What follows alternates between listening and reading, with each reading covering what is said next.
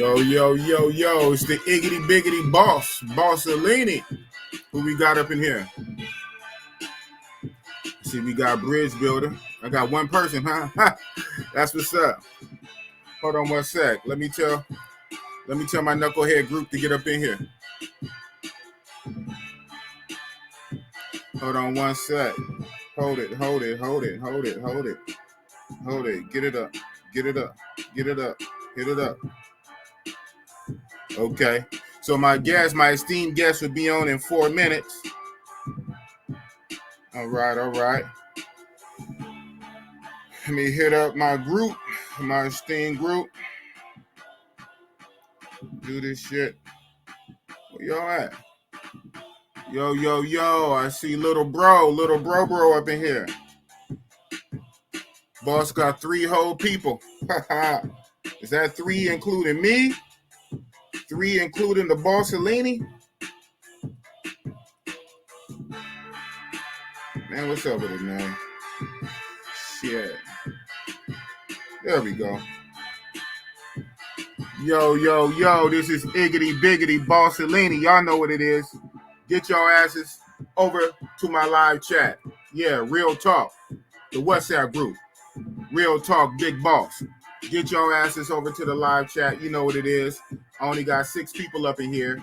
There's hella y'all in my chat. Get your asses from the chat over to YouTube. Do what it do. Bossalini. That's what it is. You see it. Real talk. The IRS shit, huh? The nigga sharing. Oh, yeah. There you go. You know what it is. Real talk, big boss. That's a WhatsApp. Iggity, biggity. You know what it is. That's son. Brian, what's up? Yeah, so my esteemed guest said he'll be ready in about 4 minutes. He got the link. So I guess he's just gonna hit that link and I'm just gonna bring him on. But until then, you got Solo Boss. Solo. Hey, I live YOLO. Hey, she said no. You know what I do. I need to start getting sponsored by Stevia. You feel me? In the Carfell. Zero sugar. You know what it is. Yo. Who we got? We got 5 people. Damn, I lost somebody. How you lose somebody on the stream? I had 6, now I got 5. 5 whole people. Oh, how many lumps do you want? 3 or 4. Hey, man, that's just some shit. It's just some shit, man. To get lit, man. Y'all might get a freestyle on me, but you know what I'm saying? If I put the what's the name on here, I won't show it. I don't show what this is. This could be this apple juice. If I get turned off this apple juice. You feel me? If I get turned. That's what it is. Thanks you guys for rocking out. This is my second. It was my 3rd live stream, but my 2nd one for Saturday. As y'all know, anybody in here right now is day ones. You know what I'm saying? At this low number. Y'all day ones. I know my first one was on October 1st, a Friday with Richie. Rich rolled the tape on a Friday. But now I do my shit every Saturday. There we go. He's in the back room. Boom. Let me bring up DreeZTV. Jedi. Hey, don't do no Jedi mind trick on me, man. Hey. Uh-oh. What's up with your sound, man? What's up with your sound? Do you hear me? Yeah, hey. Okay. Welcome, my friend. Welcome. That's what we get. We don't get the cam up. People don't get to see you tonight.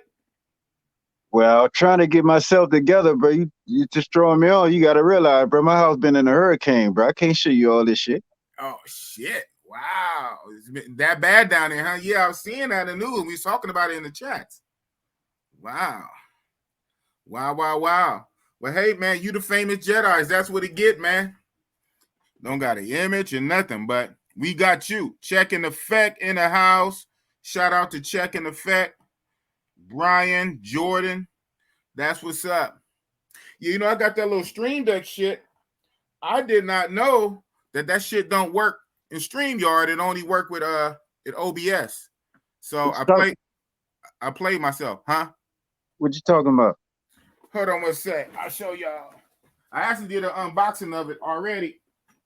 But I got a OBS too. But shit, I can barely get the StreamYard shit going. But this shit right here. This shit right here, man. I'll go ahead and show y'all. Didn't even know this shit don't even work with StreamYard, even though it say Stream Deck, it works OBS. But the buttons, you program the buttons, get the sound like, psh, psh, you know, like Kevin Samuels got? Yeah. Yeah, this is the XD. This is 32 buttons. Yeah, I got this. Yes, this is what it looked like when it's all lit up. I didn't even know that it's not even compatible with StreamYard, with what I'm using now, which would everybody use. It only compatible with OBS. I say, ain't that a bitch? I got OBS too, but that's harder to set up. So that's gonna be another one. When I have my OBS set up and I have my StreamYard, I can hit the little buttons, like shout out buttons and all kind of sound effects. That should be dope. But we got Jedi, DreeZTV in the building. Not cammed up, but we know your voice, man. You got that down south New Orleans draw. We know it's you. Bruh, I'm a limited edition human being, bro. I ain't no different from nobody else, bro. But hey, I'm happy to be here tonight, man. Shout out to everybody here in the chat, as well as my host, Big Boss, from Oakland, California. Might I say? If might you say from Oakland, California, you know what it is, man. It's the town, man. Yeah, man. New Orleans. You know, I never been to the Mardi Gras. I remember like a year or two, I kept saying I'm gonna go down to the Mardi Gras. So when is the Mardi Gras? Isn't it like in February? Yeah, it's the same time as it's Carnival. It's Carnival at the same time around the world. Oh, okay. I didn't even know that was a connection. Same time as Carnival down in Brazil. All right. That's what's up, man. Yeah, the women, they be having their titties out. They have all the beads and shit. Yeah, I need to be up on that. Where the homie Drees? We can't see you, bruh. That's Vinny. Yeah, he said he's not quite ready. He said he's going through some things right now. I was barely able to get him on. You know what I'm saying? So I'm just happy that I got the brother here. You know what I'm saying? So Mr. Drees, tell me about yourself and your YouTube channel, man. How long have you had your channel? Man, I had my channel going on about 3 years right about now, bro. It was not intended towards travel at all. Oh, wow.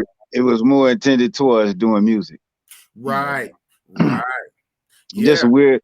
Just a hell of an occasion where people saw something and everybody was like, dog, you should keep on doing this. You should keep on doing it. Like, I didn't have any room on a hard drive, and I did a video of a place that I had just visited. And I put it on my YouTube channel. But at that point in time, my YouTube channel was just like, doing beats and stuff like that, music. Mm-hmm. So, but my drum machine broke, so, my YouTube channel died right then and there, you know what I'm saying? Wow. So when I did the video and I came home, I put the video on YouTube and I just said, I'll just download it from there to put it back on my hard drive when I get me another hard drive. Right. Well, the thing is, when I went back to download it to put it on my hard drive, it had like 5,000 views. Shut up. And for real? Yeah, wow. So I left it. A star was born then, huh? That's crazy. And coming from the music niche, you know what I'm saying? Musicians always talk about like when they're in the studio recording shits or whatnot, and like they had that good song that they really like, but then they keep recording and they come up have some other material and they say we're just gonna throw it on the B-side. This is throwaway song, and it's a consistent thing. Is a lot of times the song that to them is on the there we go, we got him in the bill. I knew he was gonna come through. You was setting it up. That's what it was. You're trying to set up the little. Hey. Look at you, man. Look at you. Yeah, but like I say, a lot of musicians, like what I'm saying to the point, like a lot of the songs, situations that you think is going to be on the B-side, those be the ones that blow up. So like you said, that video, you only use it as a storage mechanism to download it. You come back, it got 5,000 views. Wow. Well, I didn't have any intentions on leaving it there, but after a while, Richie Rich came around. He was like, "Man, you should leave it up there." And then next thing you know, it was, "Hey man, come on my channel and hey, you know it is what it is." It is what it is. Wow, that's what's up. Yeah, because okay, so you must have started it inadvertently. You must have started like right behind Richie Rich, because Richie Rich started about 3 years ago, 2018. Yeah, I was somewhere after him. I had no intentions on doing videos. I had no intentions on doing lives. None of that. Wow. Look at God. Look at God. Look at. So since then, since you are a YouTuber and a traveler, okay, you still make music though, right? You still make beats. Have you since got your drum machine together and whatnot? Yeah, okay. I got everything situated. I just lost. I can't record anything because when the hurricane came, the roof fell and fell on my equipment and waterlogged a couple of shit. So I lost a lot. Well, not a lot. I lost like all my music that I did recently. So, and now I got people asking me for voiceover music. I got people that don't even rap asking me for beats right now. So, wow. You know what? Something good gonna happen to you, brother. You know what I'm saying? Something good gonna happen. I know that's one bad thing, but it's a blessing right around the corner. You know, just wait. For it. Damn. Well, sorry to hear about that, man. In between that, so you're still growing your YouTube channel and whatnot, right? And so what are you planning like for now for your YouTube channel, you know, to get off into and to keep growing? Well, right about now, I'm just thinking about actually just going back into music and just continuing where I started at, you know. Right. But you know, but it was the travel videos and this and that, which is what brought me to where I am. So I might just fuse the two. You know? Why not be the traveling DJ? I mean, that's a lot of music you gotta listen to, but that's possible. Damn. So your music, what is normally the most of the genre of music? Is it like hip hop? Is it like contemporary? Yeah, beats, right? Beats, right? Yeah, right. Hip hop, not rap. Hip hop, not rap. Oh man, we got to define that. Break that down. What you mean hip hop and not rap? What do you mean, sir? I mean, I'm a person that's lyrically inclined. I like lyrics. Like lyrics. You know? Okay, so is that a shout out to this new generation of mumbo rappers? It's not a shout out at all. You know, no shine, no shade. Put it that way. No shine, no shade. Damn. Let me read some of these chats. We got James Posey, feet wipe salute. Jordan, the brother Jordan. Jordan say, Drees, where you flying to next? I know you just got back from somewhere. Where's your next trip and when? Like, because you just got back.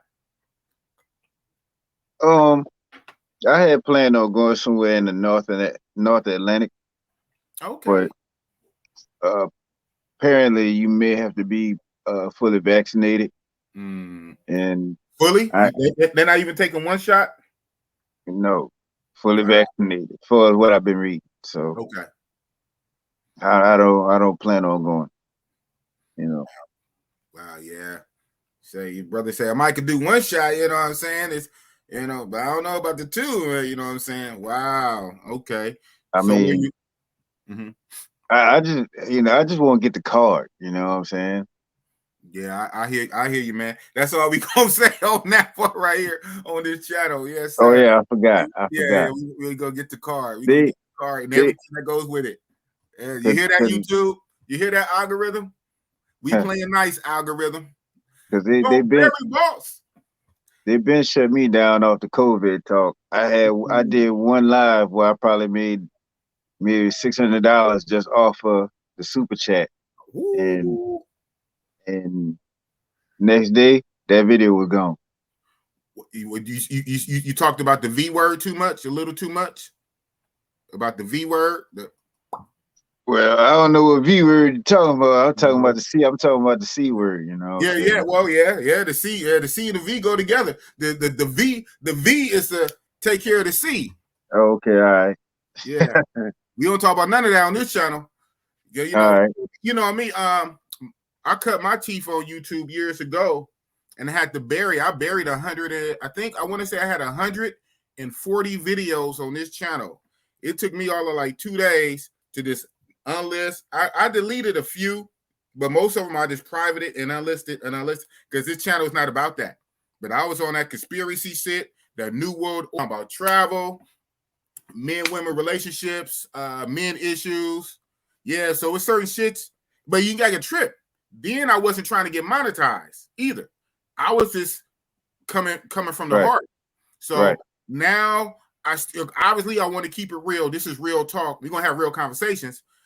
But I'm gonna say this and leave it alone before the algorithm smacks me up too much. It is a shame that even in real talk, there's certain talk you can't have. Certain talks will get your channel deleted. First, it'll be videos deleted. It'll be some videos deleted. Then it will be your whole ass channel. So therefore, don't even think about being monetized. And then if you ain't tripping on monetize, even if you just want to get the information out, you won't even get the information out because your channel be gone. So it's a lose-lose. So now you ain't making no money and you ain't helped nobody. So now at least I want to help where I can. I want to say what I can. I want to slide in under the fence.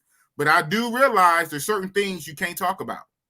And yes, this is real talk and boss is real, but I really ain't trying to get my channel shut down either. Yeah, so that's what's up. Apex Traveler, let me rap. What? Drees, keep your head up. God will do it. That's what's up. That's what I was saying, man. Something's going to happen. HD chilling. Appreciate that Brazilian footage. Drees, check your PP. PayPal. Okay, he sent you something, huh? That's what's up. Right. Shout out to HD chilling. HD chilling. Yes, sir. That's the one of the best contributors to my platform. Who, HD? Yeah. Oh, that's what's up. That's what. Hey, HG, you can stay on this channel too. You know what I'm saying? It's all good. Shout out to HD chilling. Yeah, he got that crazy thumbnail. His eyeballs are like. So it's certain videos that he and a couple of others get to see before I put it to YouTube or before I do anything with it. That's what's up. You know what I'm saying? That's what's up. That's what's up. You know, so the people that like donate to me and stuff, I like send them something that I'm not gonna put on YouTube, or I might send them them some particular creep cam footage or something like that. Ooh, they get some juicy, saucy stuff. Now, you know, I know we on the Western name, we on the World Wide Web, but Drees, I know. I know, Drees get it in, boy. You know, I don't know what you're talking about, bro, but you know. Yeah, right. So I can just imagine the little. I'm a traveler, dog. Yeah, little tidbits you show boss. Yes, man. I mean, my thing is, I don't understand how in 2021 this motherfucker still having that conversation about people going to other countries where prostitution is legal and dealing with mangoes. I don't get it. Right. You know, that's actually a dead conversation to me because it's been nothing but a byproduct of my travel for as long as I've been traveling. But you know, that particular type of traveler, you know, traveling for pleasure or whatnot, and all things included. You know what I'm saying? White boys been doing that forever.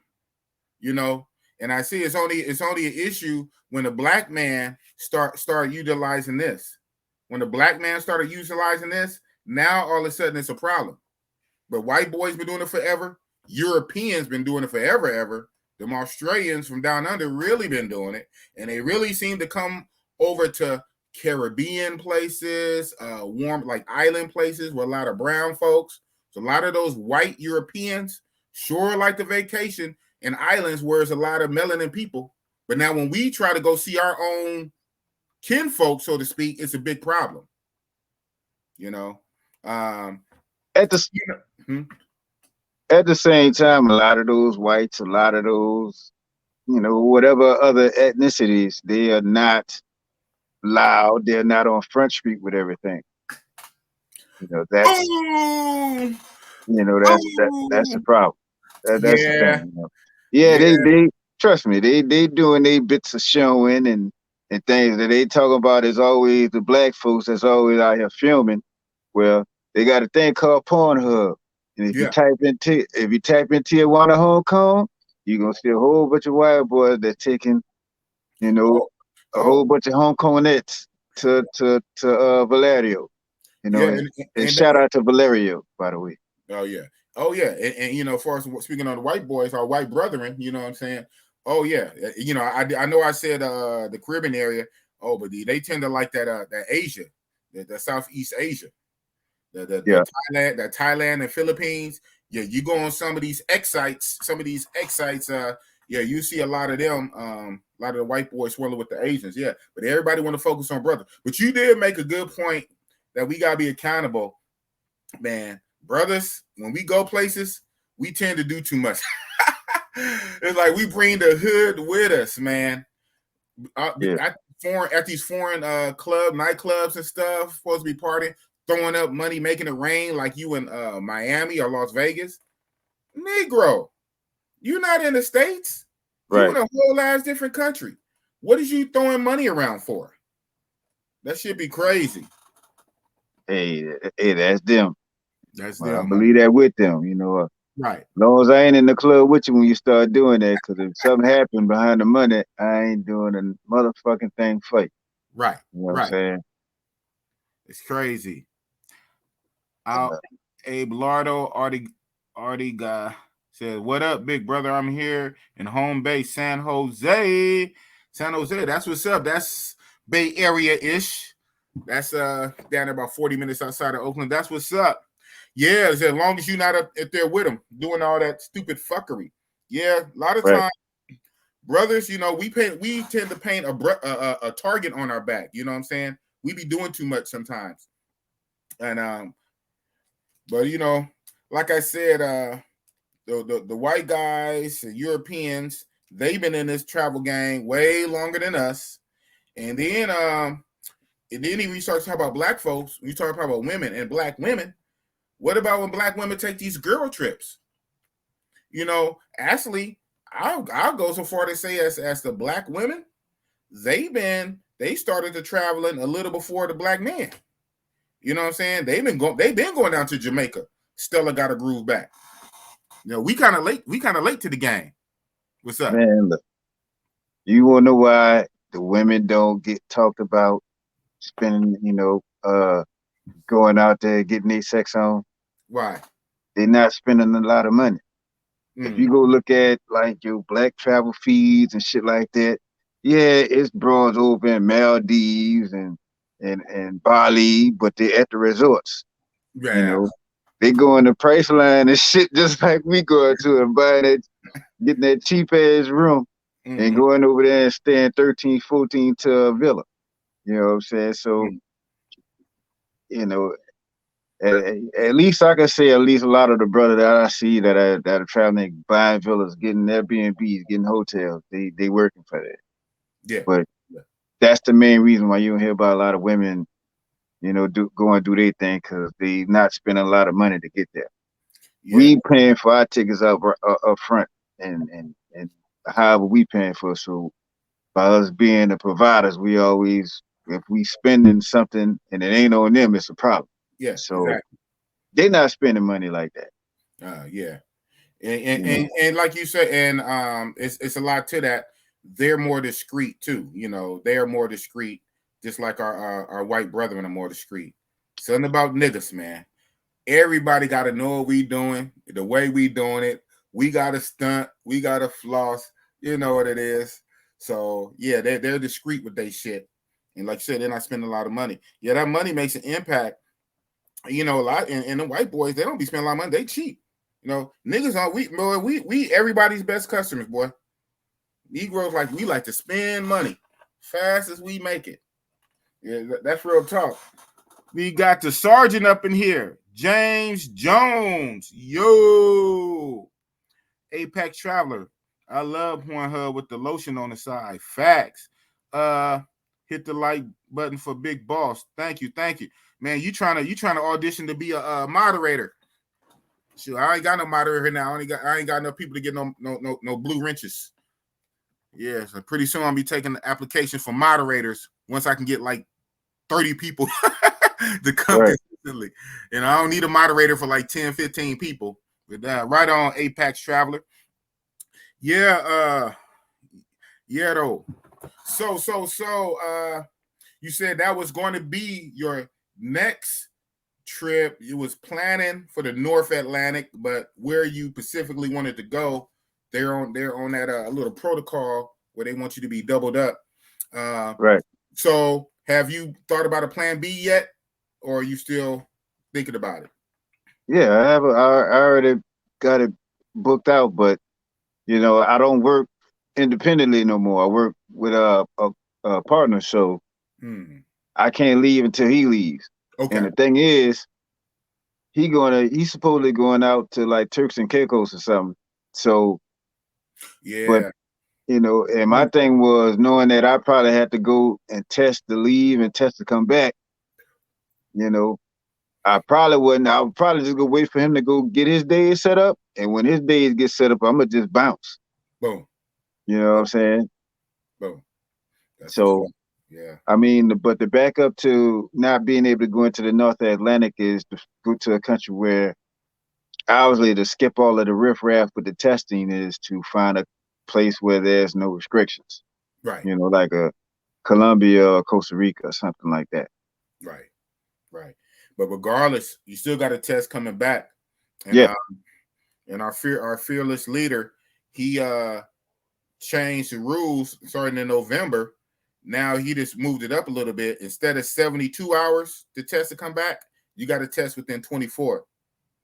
Now, if you're going to test inside the airport on a rapid test, it kind of really don't matter. But it's catch-22. You test inside the airport and you fail, man, you know. So unless you find you a little clinic or somewhere you can test and they can give it to you within 24 hours. Yeah. So right as it stands now, it's 72 hours, but in November, it's going to be moved from 72 to 24. You got to test one day before you come back. He shortened it. Yeah, I mean, I got a spot that test within, you know, give me results back same day on a nasal test within a couple hours. So, boom, you know, I ain't got to worry about leaving. Yeah, you know, right. That's what's up. It's about wherever I go on the way back. Right. That's what's up. Yeah, catching up with the chat. Apex Traveler, yeah, he said what I said. He said the black woman started first with this sex tourism. Yeah, they did. Stella got a groove back.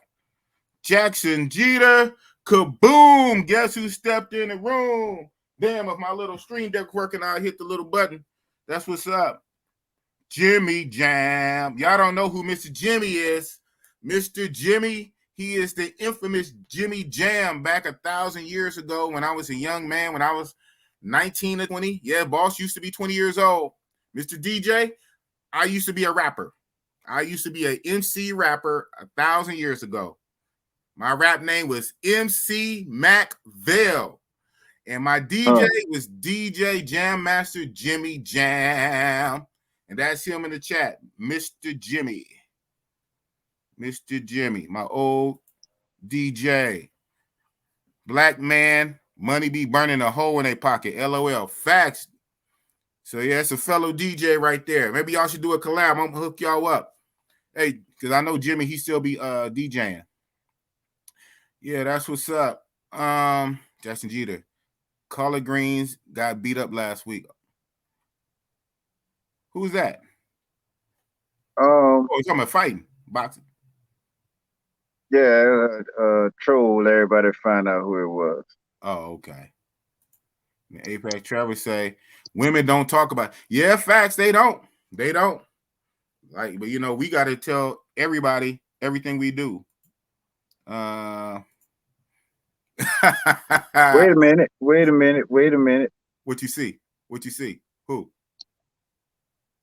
It ain't that we tell everything that we do. The thing is, you got so many other motherfuckers willing to go tell what the next motherfucker did. Boom.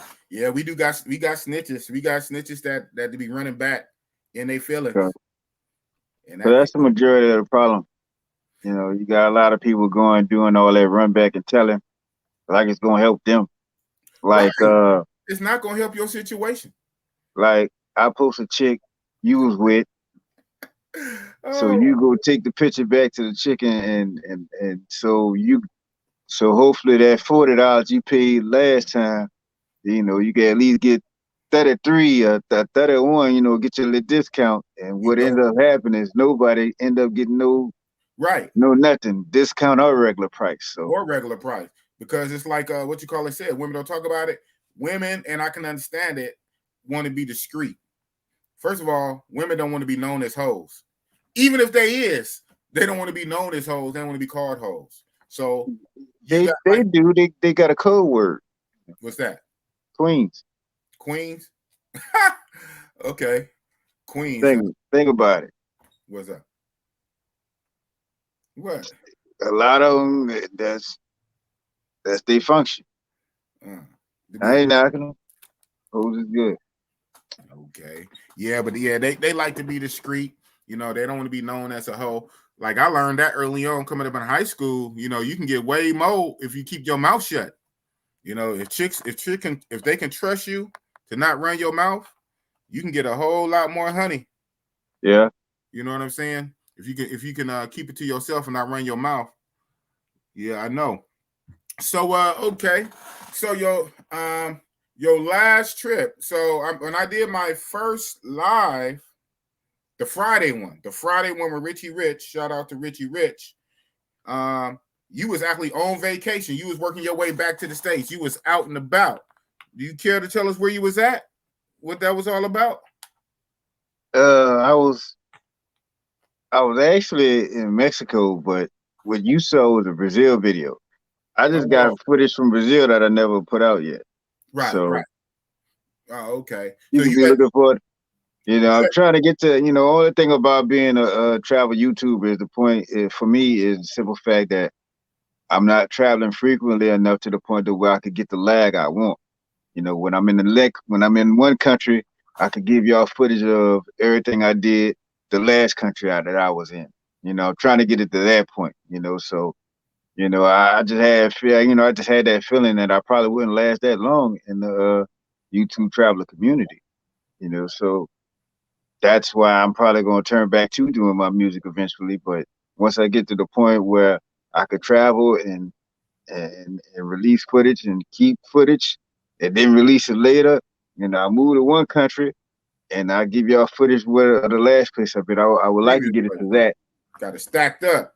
Yeah. You be in a whole nother country and you're releasing about the previous country while you're recording that footage, then go to another country. I heard that. Yeah, I think you know, shout out to Ace Live. I mean, you know, he blazed the trail. He's an example for a lot of travel YouTubers. Like I say, it's different type of YouTube. YouTube is so big. I mean, you got YouTubers that talk about this and that, but in the section for his travel, Ace Live is up there killing the game, and he kind of set the way. So, yeah, that would be great to be able to just get paid off YouTube to travel. Then the more you travel, that's footage to put out to get paid to travel some more. Wow, yeah, he living the dream. Yeah, so I know you saying you want to eventually get to that point, but more so morph it with your first passion, which is music, production, and DJing, making beats.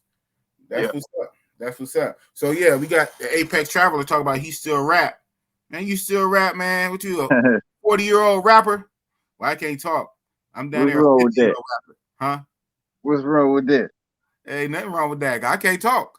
I'm damn near 50. I'm a damn near 50-year-old rapper. Yeah.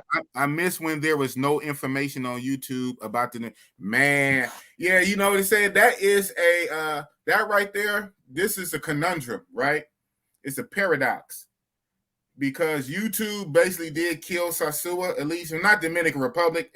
YouTube killed Sasua, but at the same time, that's kind of how I found out about it. So, I feel away. Jackson Jeter, Dree, you a legend in our travel community on YouTube. Shout out. Yes, you are, Dree. That's why I had to have you on here. I had to Thanks, have you, man. I had to have you. You and Richie Rich? Yeah, you and Richie Rich, man. You guys are the GOATs when it comes to this travel YouTube stuff. Tampa Twine.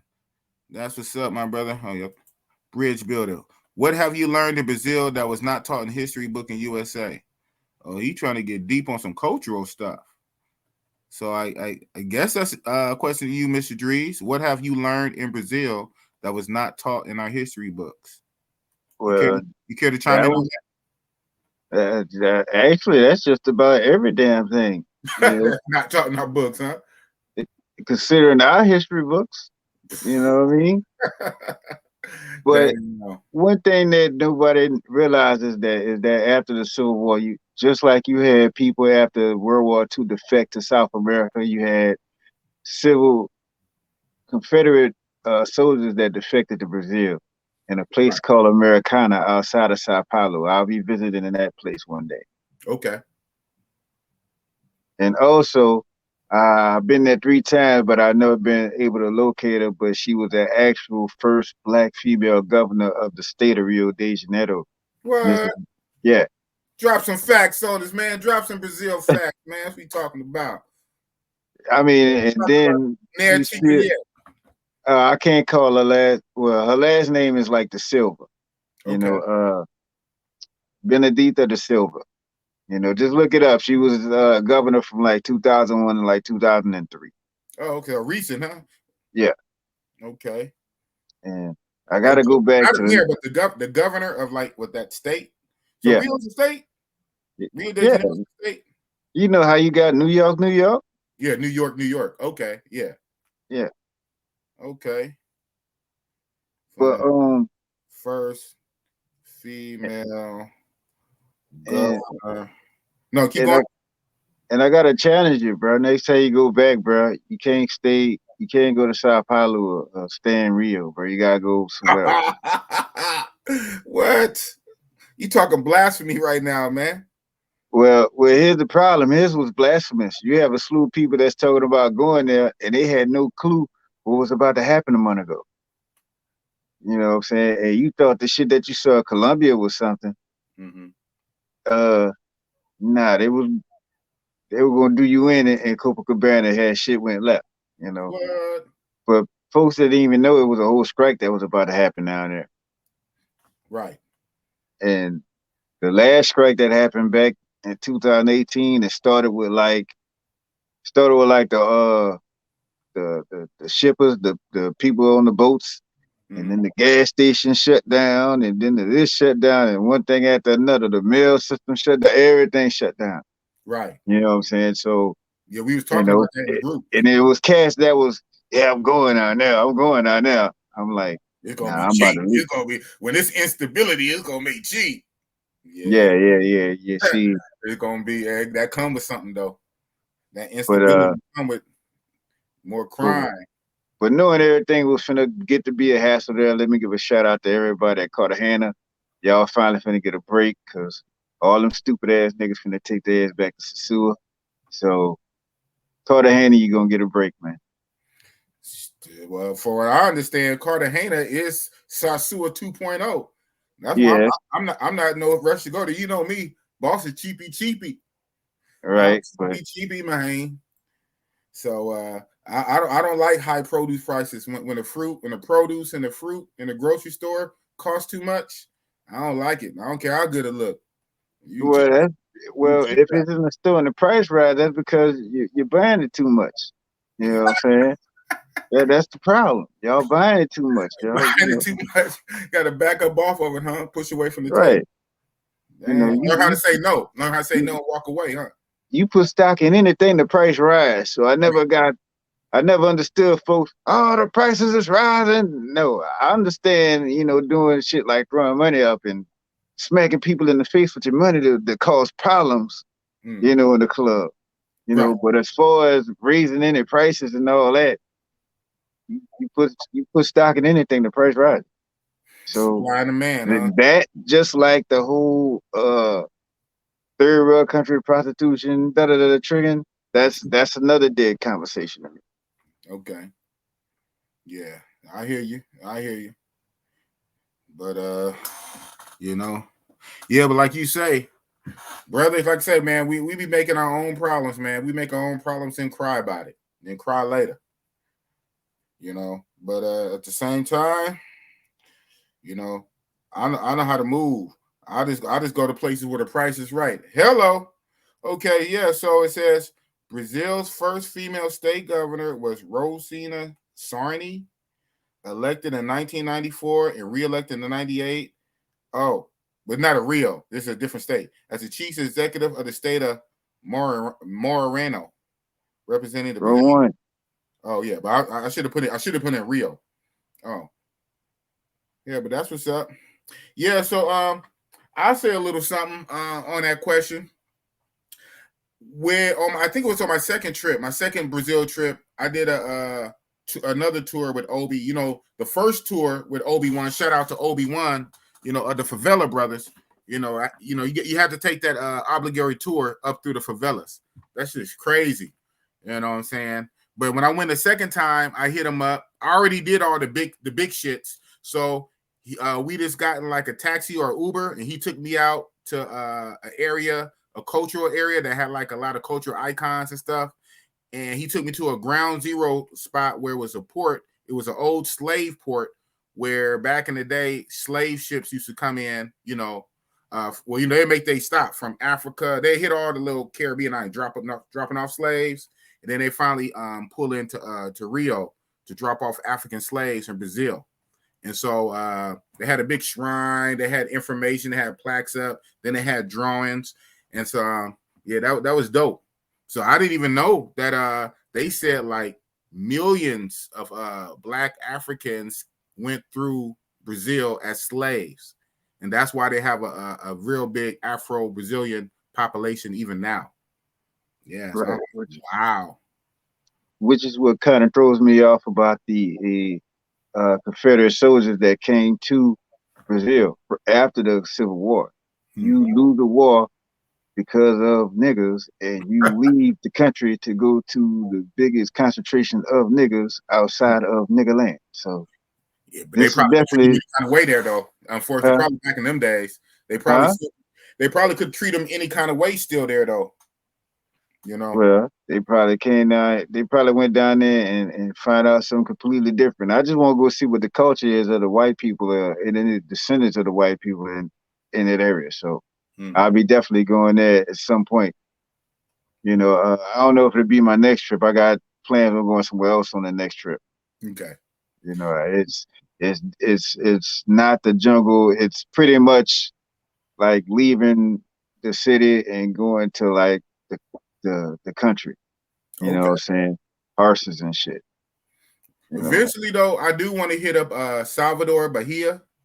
I do want to hit that up. But I keep it real on my next trip. So on Boss's next trip, I have a trip coming up in about 3 weeks. What's today? The 9th? Yeah, I'm leaving out October 26th to go to Brazil, right where we're talking about. And I'm going to be there for about 10 days from October 20, take a day to get there. So I'm leaving here Tuesday, October 26th.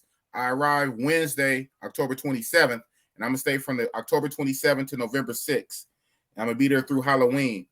And I'm going to keep it real. I'm doing Rio and Sao Paulo. But, okay, on my next trip after that, I'm going to spread out. I'm going to branch out. I promise. Yeah. This trip, Rio, Sao Paulo. Yeah, and remind me to let you know something after this show is over here. Oh, okay. All right. You don't want to tell me. You want to tell me on the show? All right. So let me get back. So Apex Travel, I got at you. My bad. He said I'm only 25. I try to put you up 40. He said, hold on, bro. Don't put them years on me. I ain't got no grade like you. You're old head. Hey, what? Remember that show? That movie, Tyler Perry movie, with they had the old ass rapper. It was on a date, Gabrielle Union, and it's in a restaurant. They in a nice restaurant, and he beatboxing and trying to rap. He said, "Julia, I never met Julia." Yeah, 49%. Yeah. You ever heard of 50 Cent? I'm 49%. She said, "I ain't trying to kick with no 45-year-old rapper." Shit, okay, my bad. He say only 25. Like, they like the magic bird of YouTube. Okay, that got lost in the sauce. If Milano is an OG exposing what gone, if Milano is an OG of exposing what goes on, if he wasn't such a dork, we would give him roses. Who you talking about? So about Milano, man. That Milano, that's the travel boy, Milano the travel. Yeah, that's the dude that tell a Dominican, fuck the Dominican, and then turn around on another person page and say I'm going to the Dominican Republic. And he met his ass at the airport. I bet. What was he thinking? Wow, how did I miss that? Was that Milano the travel boy? Yeah. Wow. Yeah, he should wear one. He got me when he said he used to stay in he went to Brazil. He was staying in the hostels to try to save some money. Right. I'm like, bruh, come on, you got to do better, bro. Drees is deep. Yeah, he is. Drees is deep, fellas. YouTube boss, drop that knowledge. Now, I'm not as deep as Drees. Drees is a traveling scholar. Apex Travel said, Drees, what is the name of the city you went to that you believe was going to be the next real, that is futuristic, you said in your video? Do you know what you're talking about? Let me see. Name of the city that you believe is going to be the next. No, I didn't say the next Rio. I said it's going to be the next Miami. What country? What city? In what country? Brazil? Fortaleza, Sierra. Fortaleza, that's Brazil, right? Okay. Yeah, shout out to Rob Brazil. Rob Brazil went there. He said it was cool. He showed me some footage. Fortaleza, huh?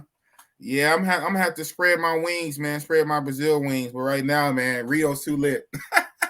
I can't get away. I can't get away from Rio. Copacabana, Rio and Sao Paulo. Okay. Apex Traveler again. He's bombing the chat. Big boss, you motivated me to start my YouTube channel because of your realness. Shout out to Apex Traveler, man. You can do it, man. If I can do it, you can do it. You can get it live and get 20 people on it too. That's what's up, man. Good luck to you. And reach out to me on the back channel. You want any advice. But, the people that really reach out to, people like Richie Rich and Jedi, Drees. I'm just now starting this shit, man. Like I said, I had my channel years ago, but it was a whole different type of focus. But yeah, right on. I appreciate that, man. Extreme Traveler. Prices in Cartagena are more worth it than Sosua because of quality. Okay, I can see that. And for the one time, I'm still gonna hit Cartagena just because y'all gotta scratch it off the bucket list. I gotta go to the Wall City. I gotta see the clock tower. You know what I'm saying? So I'm gonna go at least once. But I can probably say there should literally be a trip that won't be for the chicas. This would be a trip for the culture. I'm gonna do it for the culture. You say, I want to take a trip to Thailand to eat some of that sweet and sour chicken while getting the D-suck. Hey, man, you can do it, man. Thailand dreams come true, man. Thailand is still my number one trip. But I do have to I have to balance that in because I only went one single time, right?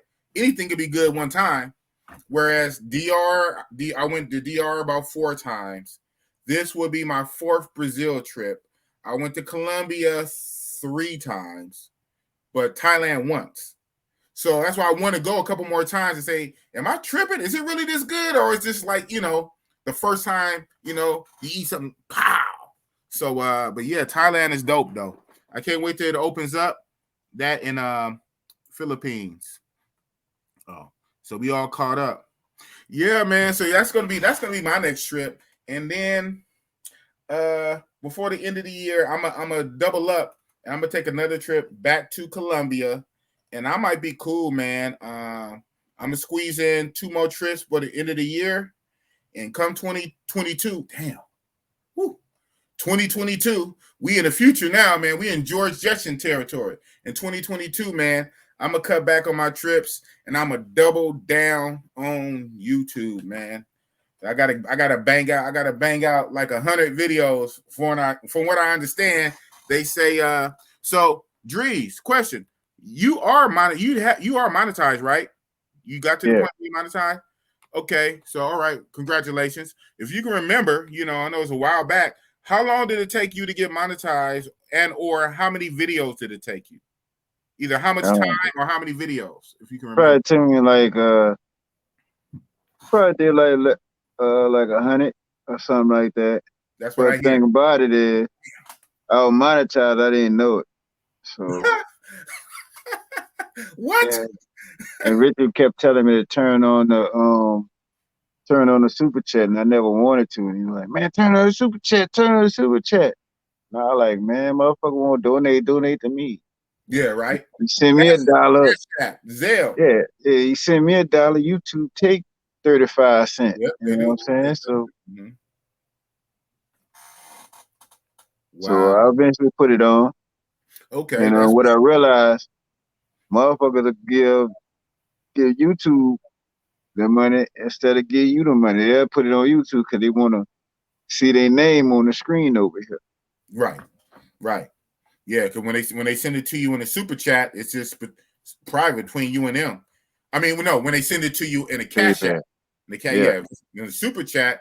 Bing, bing, bing. I Yeah, mean, that's part of the allure, I guess. That's part of the psychology. So it's smart in a way.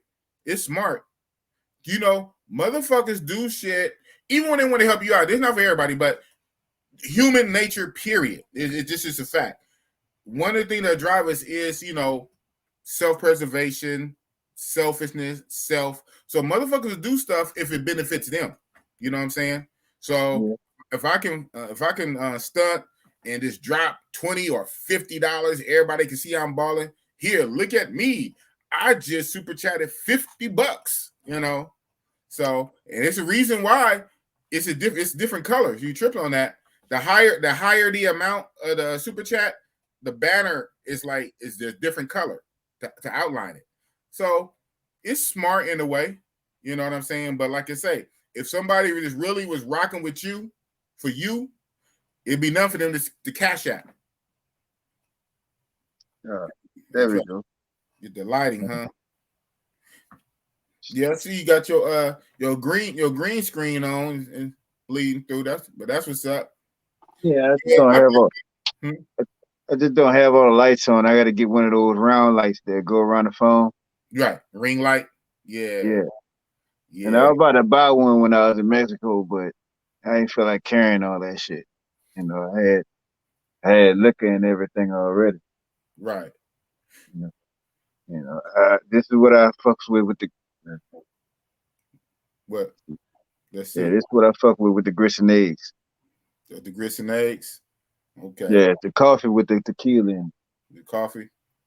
Well, I got my apple juice right here. Y'all ain't gonna see the title, but y'all can pretty much guess what this apple juice is.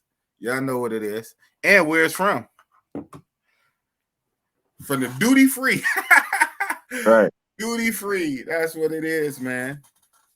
Yes, that's what's up. That's what's up. Yeah, so Mr. Drees. So those are your plans, huh? That's what's up, man. Well, shoot. What's up to Big Boss Drees in the chat? I was waiting for Roll to take. To pull up. So Drees, you mind if I bring up Roll to Tape, Richie Rich? Yeah, you can bring him up. He don't want work with me on Sundays no more. I heard. I gotta talk to him. Bring him up Okay. here. Okay, I'm bringing him up. I'm gonna let y'all Nah, air I'm it just out. fucking with you. Nah, I'm gonna let y'all air it out right here in Real Talk Big Boss.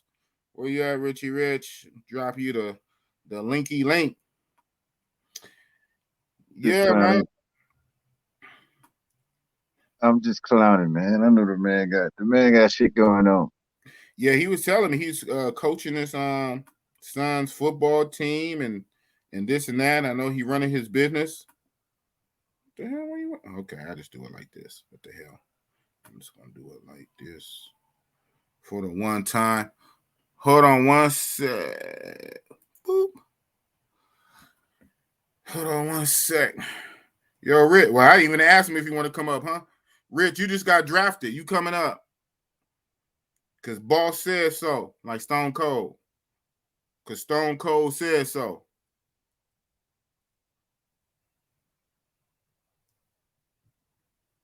Boom, boom. All right. See if he takes the bait. See if he go for it. See if he takes the bait.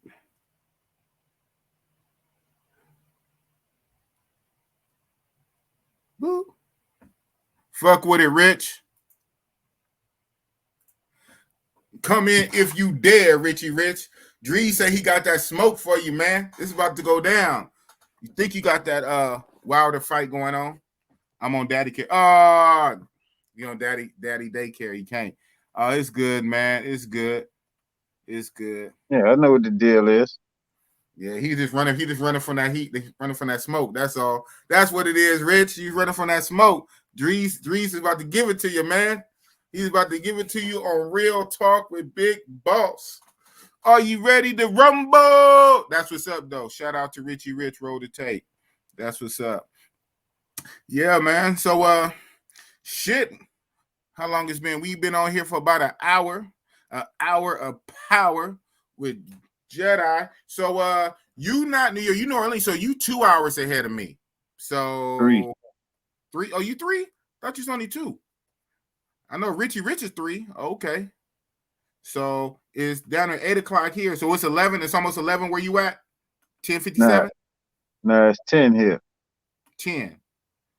Yeah, it's only 2. Yeah, exactly. Because it's 8 where I'm at. It's 8 where I'm at. Okay. Yeah. Because I know Richie Rich is 3. It's 3 hours. So what you about to get into for the rest of the night, man, once this live is over? Drum machine, I would go live, but I'll wait till tomorrow, you know. Pick back up on the Sunday night, and then I gotta get back on the Drees night live. They're trying to come for a brother spot, I see. So yeah, I gotta get back on my issue, you know. So who trying to come? Who trying to come for you? Who did it?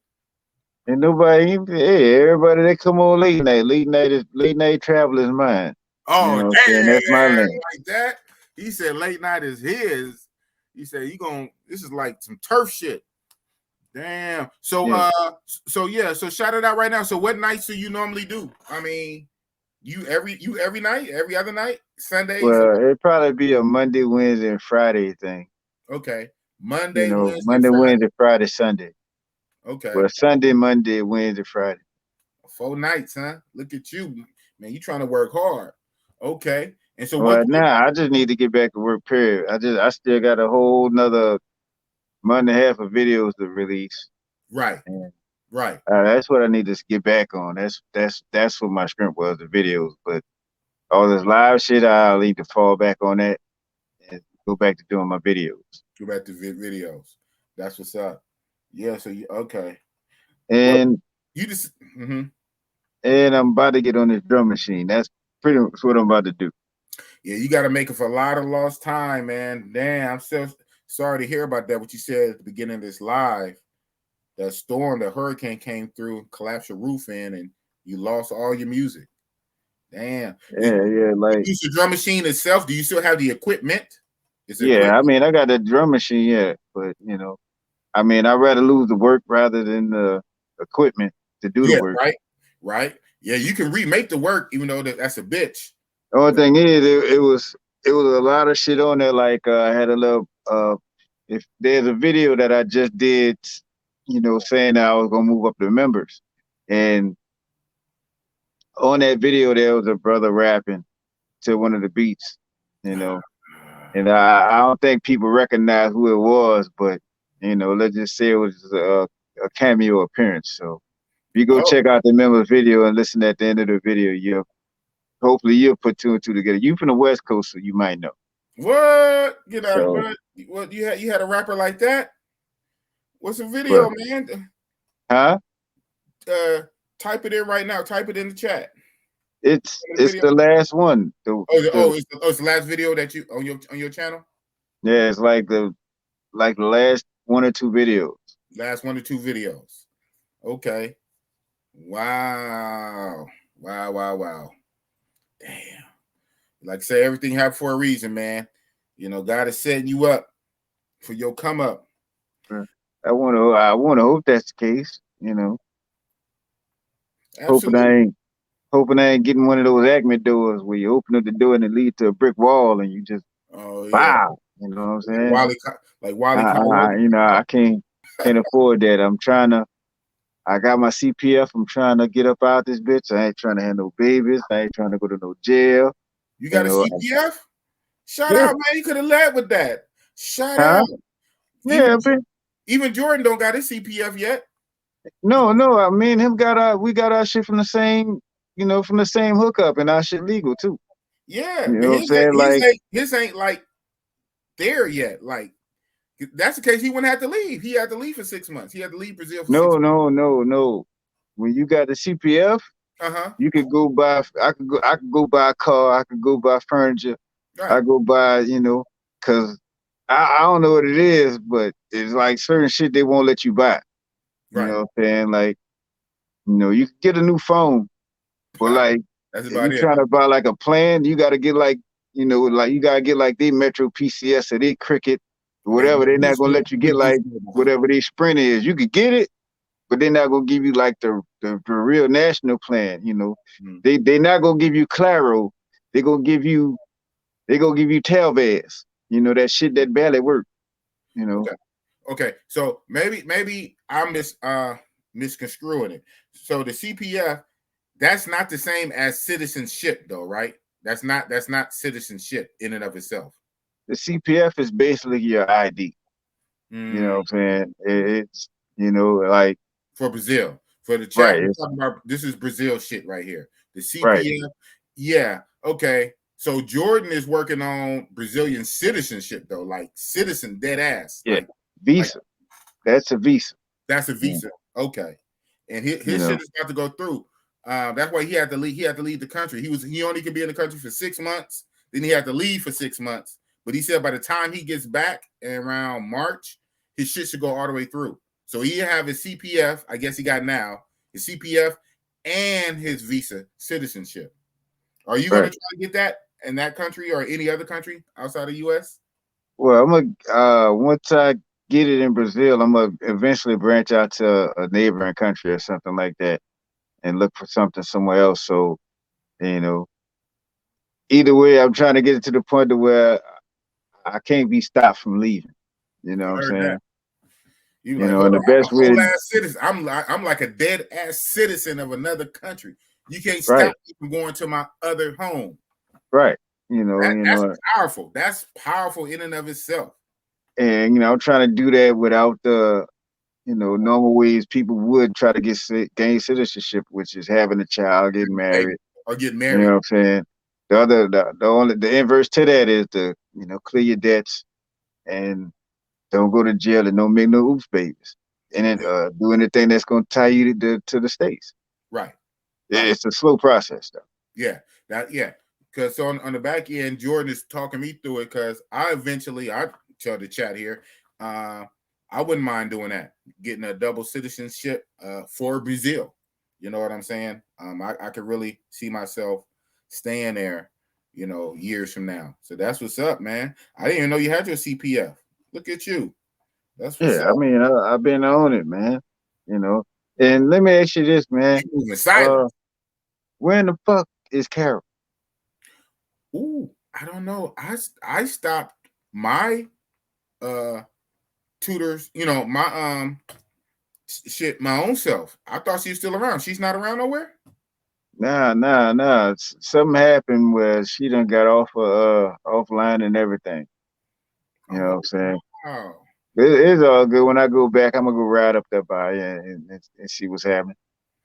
Okay. So have you ever met her in real life when you was out there on any of your trips? Have you seen her in person? Nah, I was supposed to, Hmm. and I'm guessing either she had something wrong with her account because she had a problem with somebody hacking her account previously, Okay. or one of them American students done laid there and tried some shit. Like what? Dude, man, come on, man. You see how Carol is, bro. Hmm. She irresistible, man. But I ain't trying to get into all that. Hmm. But Well, you somebody might have done tried or something like that. hmm. Yeah, she good folks. So the chat we talk Carol, we're talking about she's a Richie Rich had her on his show a while back. She's a Brazilian lady. She speaks very good English and she tutors she teaches Portuguese. And I got her information. What's it from you? I think you got it from you or Rich. I think I got it from Person you. rich. Oh, yeah, I got her information either from you or from Rich. And I took her classes for about 6 months. But my ass, I wasn't doing my homework, and she always get mad at me. And so I had a lot of shit going on, and I just stopped taking the classes, and I felt kind of bad about it. And I was going to kind of reach out to her, and this is not the first time. Someone else has said something where she at. Oh man, I'm gonna have to look into that. Like I said, I'm going in 3 weeks, but what city does she live in? Well, she stays in Bashada. So Rashada. yeah, that shit's a good 45-minute ride. And that's still in the city limits. That's how big fucking Rio is. Rio is big. Yeah, it takes a while to get out of Rio. Right. Oh wow, wow, I wow, wow. You probably could fit about 6 New Orleans inside of Rio For real? City. Yeah. Well, Sao Paulo is bigger than that. Yeah, exactly. Sao Paulo is huge, bro. You could probably fit 10 New Yorks in Sao Paulo. Yeah, fucking in Rio, the Rocinha where Obi live at, that's the Yeah. size of the night ward, bro. What? What Yeah. that favela? That favela? Huh? That favela where Obi live at? Yeah, Yeah, that favela is huge. It take like the whole side of that mountain. yeah. And that bitch scratched the whole that bitch scratched around the mountain. I'm like, man, We stretch around the mountain, upside the mountain, and there's levels to it. I'm like, wow, y'all dead ass living up in here. That's you what's know, up. what killed me, they got the little bit ass streets and they have a whole bus come up the street. Right. I'll be like, how do y'all do this shit?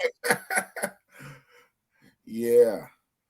That shit is crazy. It's amazing though, man. It's amazing. You know how people they just make it all over the world. You know, they do what they got to do to make it.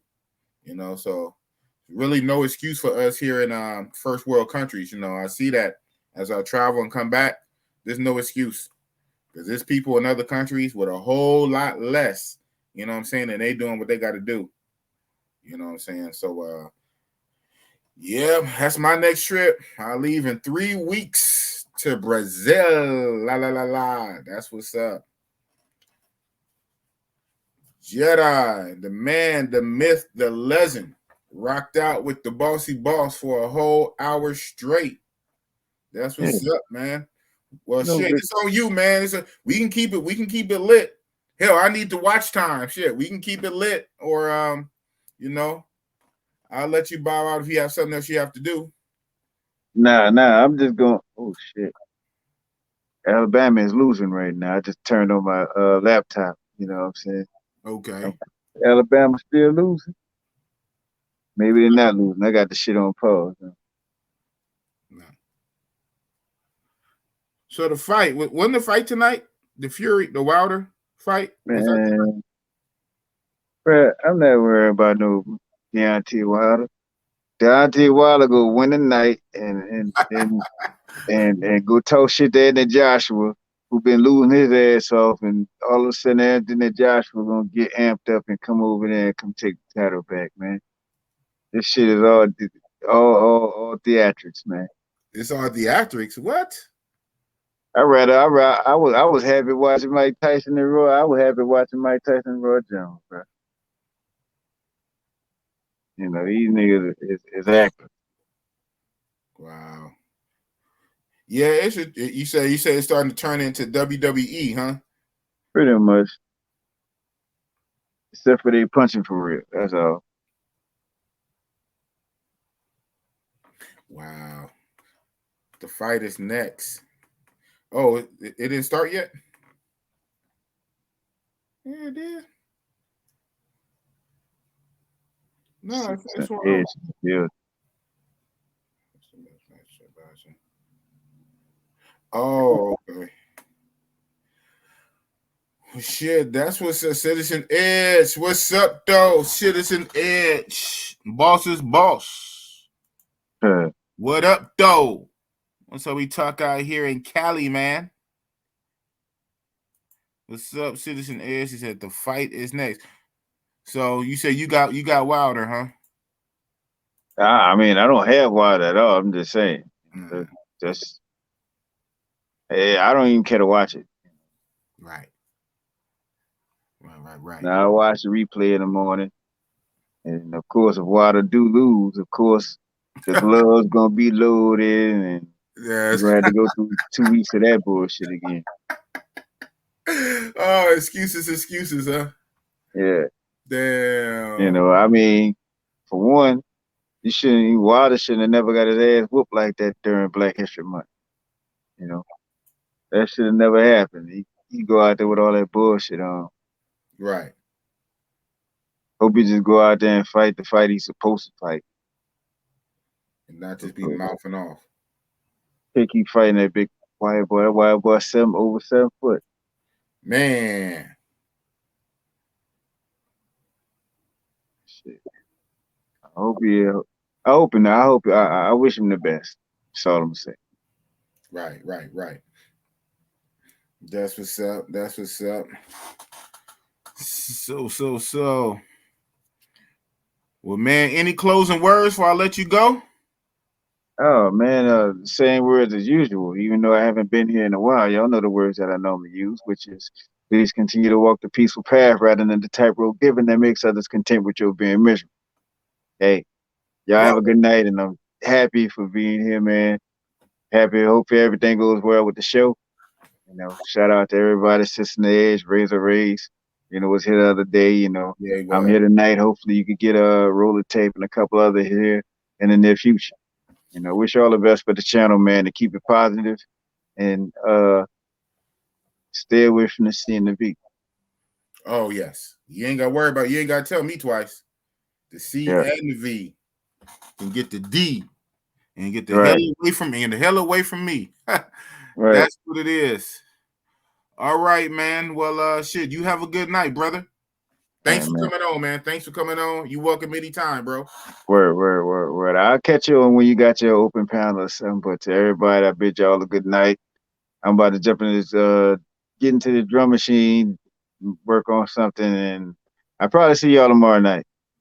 Okay. So what time? What time you gonna have your live shit tomorrow? Normally tomorrow and tonight I would be live with Rich, so I gotta do the live with Rich, you know, without Rich. So hopefully I can get all y'all to show up, and then I'll probably do late night Drees around 10 o'clock. Around 10 o'clock? 10 o'clock your time. So like basically like around now, right? Around now time? Okay. That's 8 o'clock Cali time. So y'all hear that? Everybody that's here, tomorrow night, we rocking with DreeZTV. This same time, 10 o'clock his time. Figure it out. We all over the place, man. We all over the states, man. From Cali to New York to Drees to Texas to Florida. We deep. Real though. That's real talk, man. Thank you. All right, man. Peace. Yes, sir. That's what it is. We still rocking. I still got a dozen. I got a hot dozen, a 13. Whoop, it jumped up to 13. So what's up with the folks, man? You got Bossy Boss in the building. Salute to Drees. Good night, all. Big Boss and Drees. Razor Ray.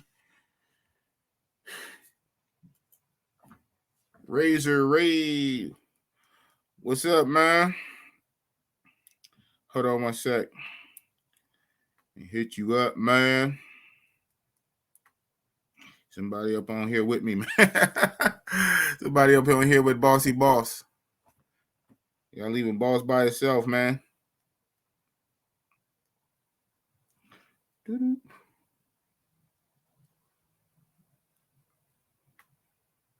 It's Richie Rich. Don't want to mess with Boss tonight. He said he's on Daddy Daycare Patrol.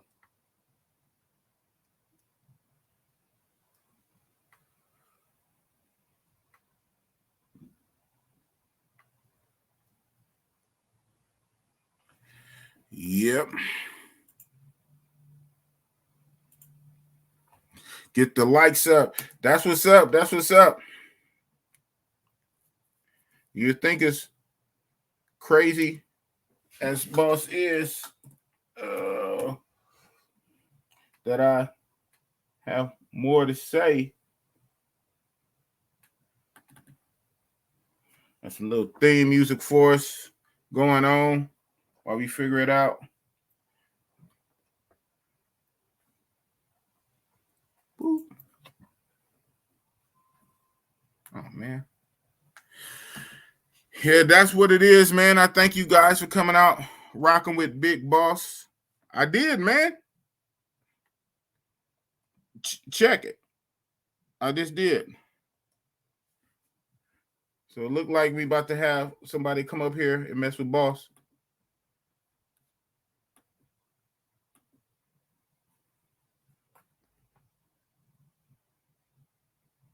What the hell, man? Okay, whatever. Yo.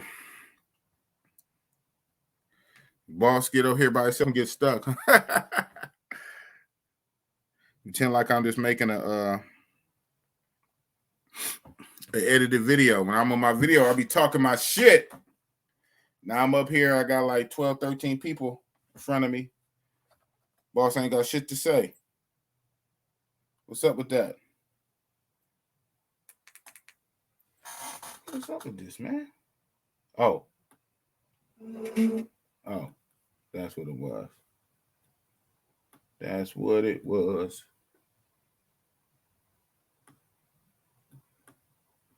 You coming up, man? Y'all dropped the link? Oh, 3 minutes. Okay. I could rock out 3 minutes by myself. So, what's the main new thing you want to get into in Brazil?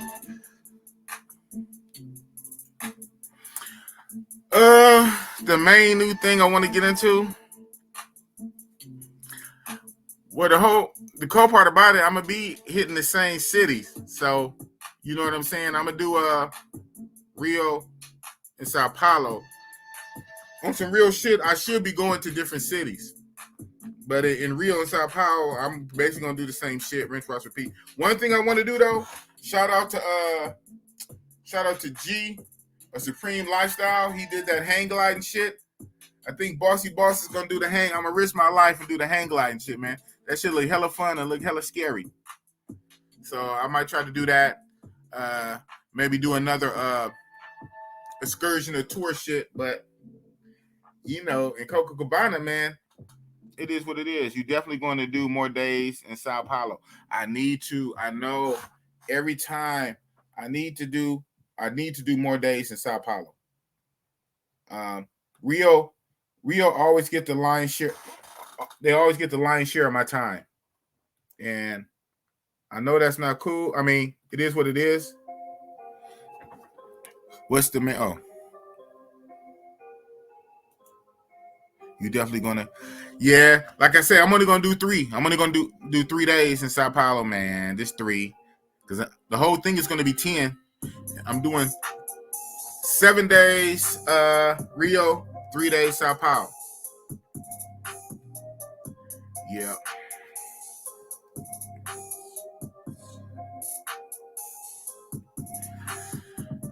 Shit. So by the time Rays come on, most people will be gone. Yeah, man. So thank you guys for rocking out. with Big Boss. I got hella shit I gotta do.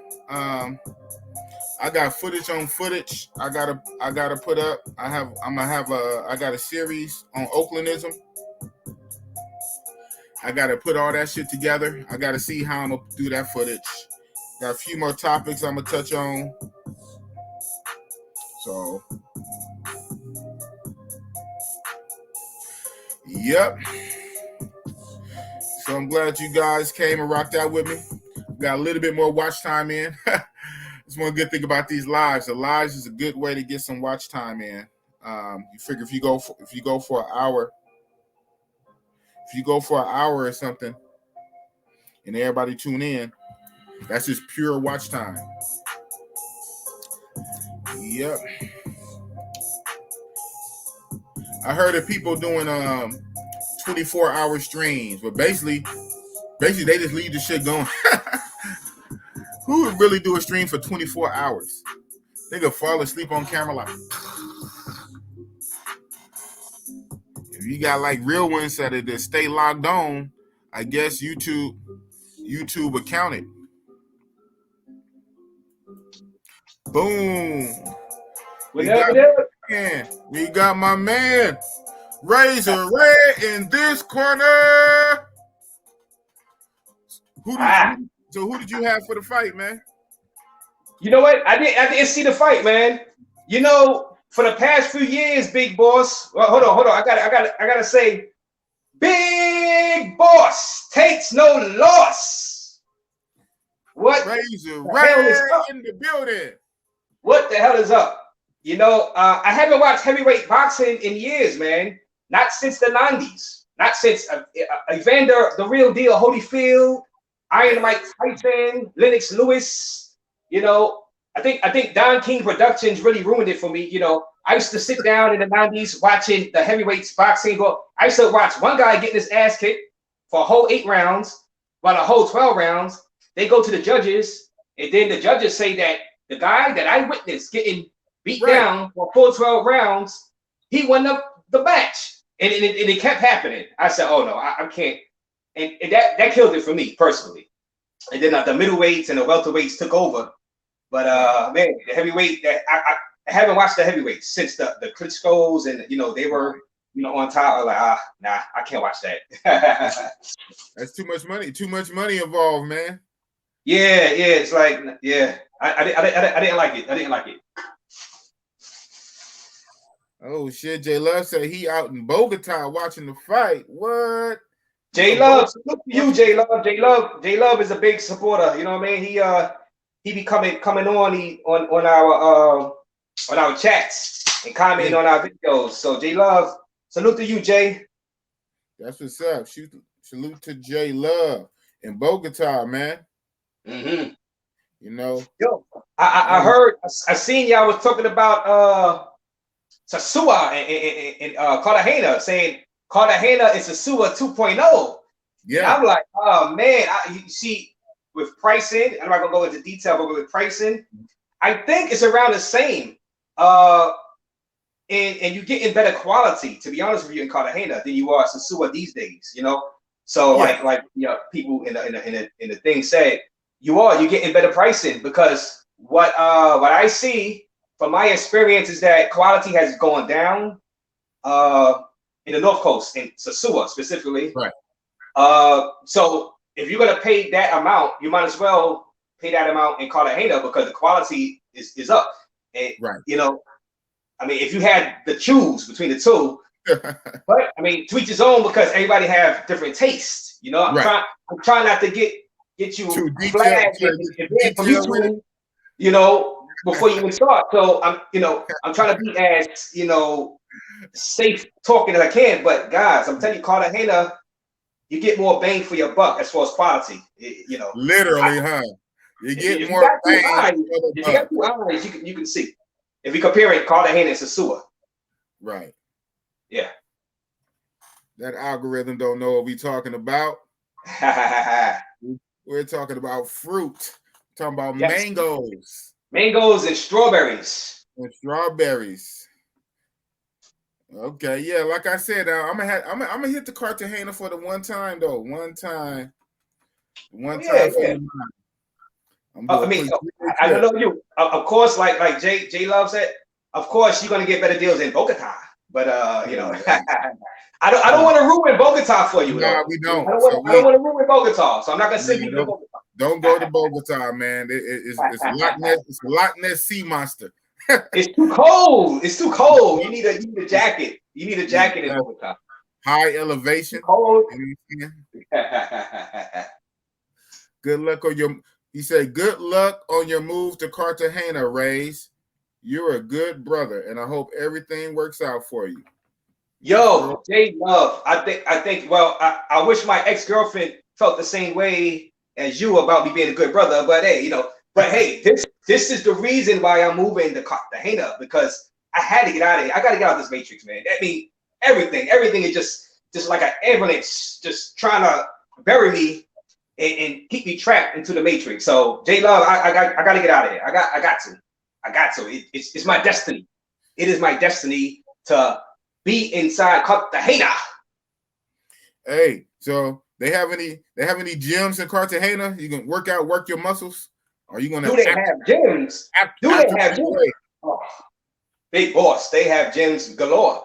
They have state of the art gyms. Boca Grande. Big. They have the field. Yeah, it's Smart Fit is one of them. I forgot the other name that me and JJ we went to. We went looked around in Boca Grande, but it was kind of expensive in Boca Grande. But Smart Fit in El Castillo, it looks nice also, and it's about $5 a day. You know, the conversion rate would be $5 a day. You take your credit card. They don't take cash though. You got to bring your debit card or your credit card, and you pay for the day. You can work out for the month is like $25 for the whole month, which is worth it. It's inside the mall. They have supplements. They sell supplements. You know, it's a food court. You know, I'll go downstairs and go right across the street to the mom and pop shop, get like some steak and sweet pantalones and salad for like $3 in they conversion. So and they give me like some kind of juice. I don't know what the juice Pack is. on that swole, huh? Pack on that swole and hit it. Yes. One day your arms gonna be big as bosses. Hey, you got some big arms. You know, mine is just cut. My arms just cut. They not, you know, they're not as big as they used to be. You know, I used to have like 23-inch, but I don't know. I didn't do the measurements lately. So I just like right now I just like to stay kind of toned and in shape. You know, no real hardcore supplementation, no real weight gainers and nothing like that, no creatine, nothing like that. So right now I'm just going on empty. I'm going on grit and determination and just, you know, insane. Yeah. What's that? How you feel about creatine? Oh, creatine got me started because creatine, I used to be a skinny little punk little biatch. So creatine got me started. When I first started taking that creatine back in like 99, and it sucks in water. Your muscles start holding water weight. So you start feeling bigger, you start feeling more full, even though it's watery, but in your own mind, since you were skinny, since I was skinny for a long time, I felt bigger. I felt more confident, even though it was water. And I didn't care. I just felt good. You know what I'm saying? It made me a little stronger. I used to walk around with a little bicep, but it was all water. You could touch it, it was water. But I didn't care. I was happy. The girls were looking at me. The guys were like, yo, you look big. Even though I wasn't big at all. I just had like some biceps and Right. But you need the creatine monohydrate. That's the one that's gonna, be the water. Yeah. It's a good start to help people that needs a jump start. People that's starting out. I got to get back in the gym, man. Big boss getting too soft. I feel you. Living in Oakland is just as bad. I remember when apartments around Lake Merritt was $600 a month. That shit's like forever. Now it's $2,000. Yeah, it's easy. $2,000 a month. By the Lake Merritt? Oh. Man, apartments in the hood is going for like $1,500 in the hood. So you talking about anything by Lake Merritt, by that nice scenic lake? Those like $2,500, $3,000. Oh my! You about $1,000 short. Yeah, man. It costs to live out here in Cali, man, and this Bay Area, man. That's the only thing. $1,500 in the hood is no good. Right, exactly. It's easy gonna be $1,500. I mean that thousand. It's hard to find an apartment for like $1,000. Mm-hmm. A one bedroom for $1,000 in Oakland. If they still exist, it's in a hood. Wow. It's gonna be every bit of close to 15, 13, 14, 15-ish. Yeah, it's crazy, man. Damn. I know New York is bad too, but I don't think it's as bad as Cali prices. I think it is. It gotta be. I mean, you know, New York, a small room, $800, and you got to share it with people that you don't. Well, you don't share the room, but you share the apartment with people you probably don't even like. You got to share with 3 other people. Y'all split the rent, like $2,000 a month, $2,400 a month, and this is in the hood. It's not in like Midtown Manhattan, you know, Canal Street Manhattan. This is in the hood. So imagine those prices out there. Why do you think the white people came to Brooklyn for cheaper cost of living? Because it was too expensive in Manhattan. So you said let's come to Brooklyn. Now Brooklyn is just as expensive, or like it's not just as, but it's close to Manhattan. Manhattan, Brooklyn. So yeah, y'all got the same symbiote situation as San Francisco and Oakland. Because San Francisco got super expensive, and then all the San Franciscoites came over across the water to Oakland, and it just blew our housing crisis up. And now it pushed all the Oakland people out to like the hot desert areas in the north. You know, yeah, man. Yo, and this is why we come on these lives and we talk about traveling, getting the passport, because you know we getting better prices abroad. You know, we getting 2 bedrooms in the DR, Dominican Republic, 2 bedrooms, $350. 2 bedrooms, yeah, $400 a month, and it's yours. You don't have to share it with anybody. The problem is that's why we have to figure out strategies to make the money.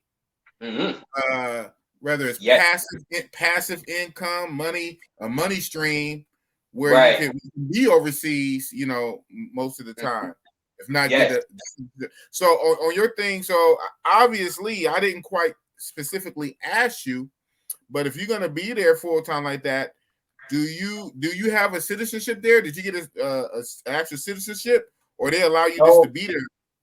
Not yet. I'm going to try to work that out as far as the visa. I'm going to try to get an extra 6 months visa, because they're going to give me 180 days, but they're going to give me 90 days. And I will have to extend that for another 90 days. So that'll be 6 months. But I don't think I'm going to have to do that right now, because my new calendar year is about to start in 2022, January. So I believe I can do a couple of months from November, December, and restart the clock in about a calendar year started in January. I can stay another 6 months, I believe. So that'd be like 8 months if I was to leave like in a couple of weeks and get out there by November. Okay. But I'm gonna see. I'm gonna stay how long, as long as they allow me to. If I have to go to DR, I'll go to DR too, and then I'll just come back. Right. You know what I mean?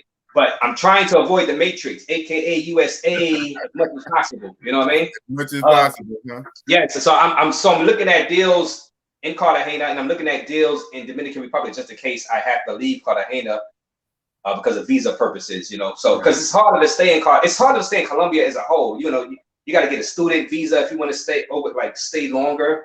If you're doing business, your business need to. Well, let's say you buy real estate. Your real estate need to cost a certain amount, I believe $50,000 or something like that.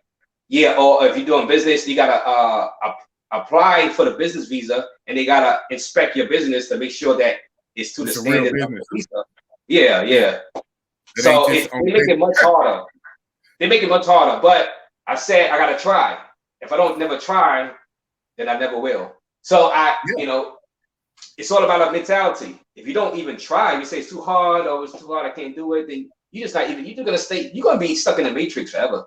You really are. Exactly. You're just gonna be taking weekend trips. That's it. Weekend trips. Weekend warrior. You're gonna be a weekend warrior for the rest of your life.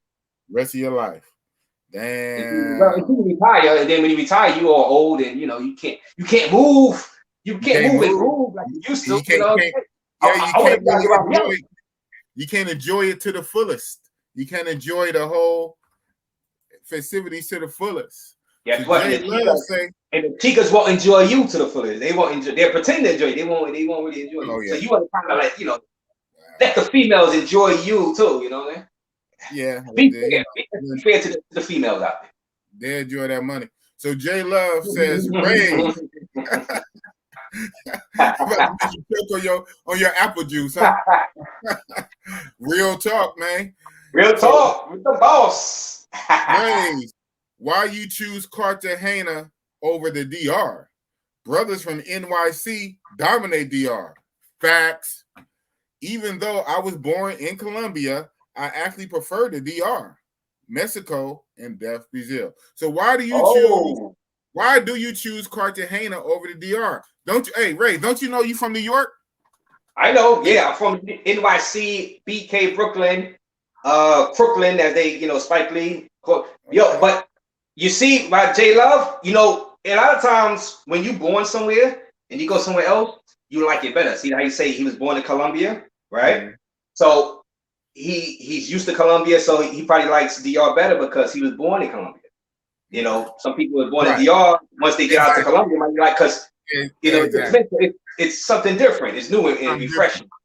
But as far as you see, if DR is so beautiful though, like as far as the beaches on the North Coast, relatively safe. It's a tough choice. It's not like it's like a slam dunk. Moving to Colombia over DR. I just was in love with the infrastructure of Cartagena. I was surprised. I was like, wow, it's like South Beach, Miami. North Coast DR it's very peaceful, very slow, peaceful, and it's like I'm like retired, and I'm not retired. I'm still young, relatively young, and I'm like I don't really want to feel like I'm retired, like by staying in the DR on the North Coast so long, because I will definitely feel like I'm retired, and I'm like I'm not in the 50s yet. Cartagena is more like it's like it's more like a city type, more fast paced. So I feel like I still have the energy. Like I gotta have the energy. I gotta be alert because guys will try to run up and snatch your phone. You know what I'm saying? So I know it's a little more riskier, but for me, I'm younger. I don't think they're gonna be that quick. I don't think they're gonna be that quick to run up on you though. On the Moto Concho, they just the size don't matter, huh? Like I said, they go to phone snatching school out there. They got a boot camp for that phone snatching out there. So but it's still like it keeps me energized. It keeps me like keen. Like I feel like still vibrant. It's not like I'm slowing down time like in DR. We slow down time, and I'm like, man, do I really want to feel like I'm retired? Even though DR is lovely, it's like it's just lovely. It is. It really is. So it's like I said, it's not a slam dunk Cartagena over like let's say North Coast Dominican Republic. It's just that how I feel for my age, and I just don't feel like slowing down the pace yet. Right. Not yet. Yeah. But I might have to split because they might kick me out of Cartagena anyway because of the whole visa stuff. So I might have no choice but to go to DR. Which, hey, I'm not gonna cry if I had to be in the DR for months at a time. I'm not gonna. Exactly right.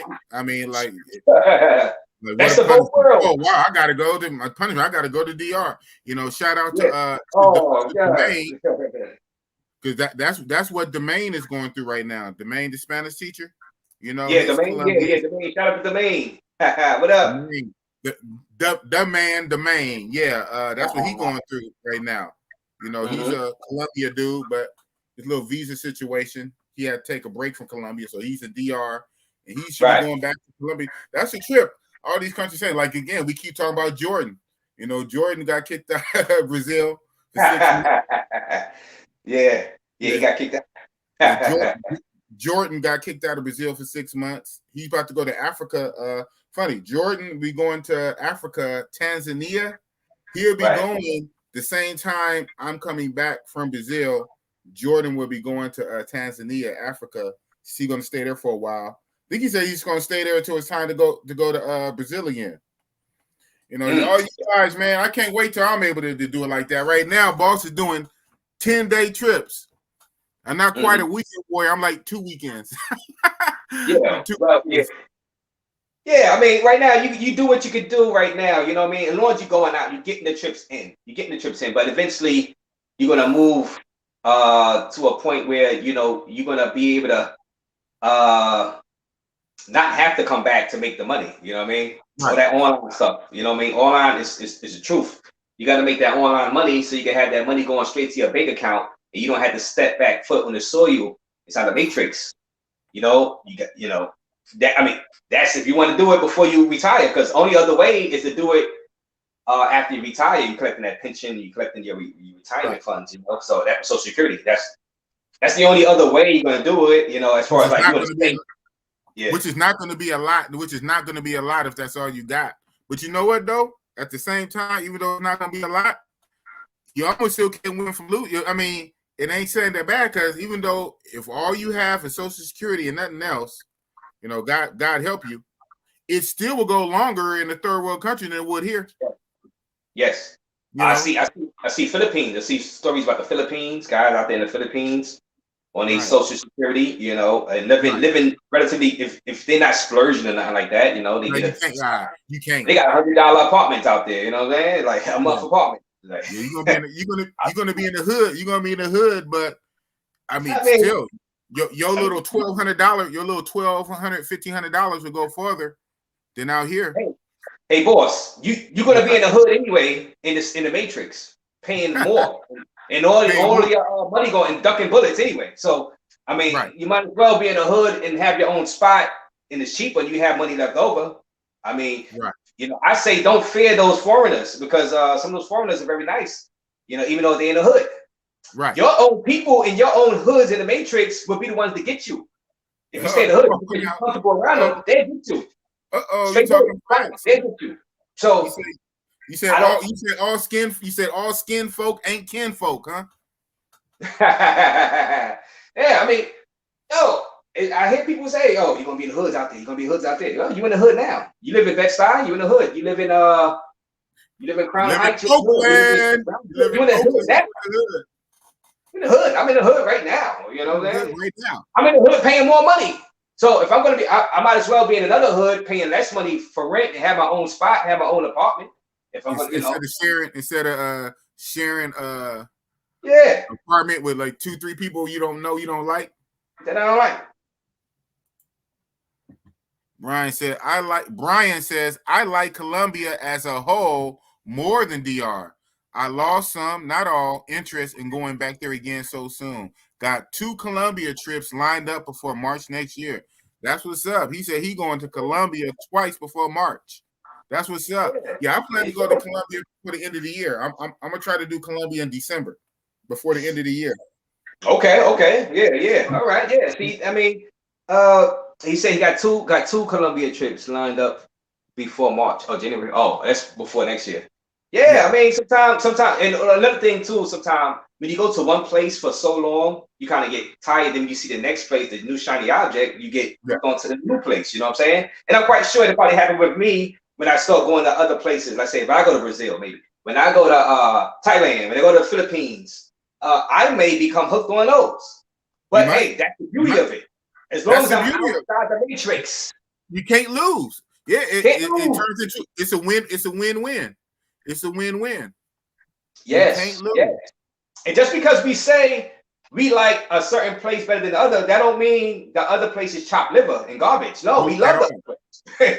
We just, we just having fun. We just like right now we in the moment, and we just happy to be in a fresh new place that we like. So, we still go back to the other places that we used to like, that we still like. We just saying, we prefer this place a little better. It's always going to be another place that you like better than the other place, a little. But we all say that it's better than being right here in the matrix.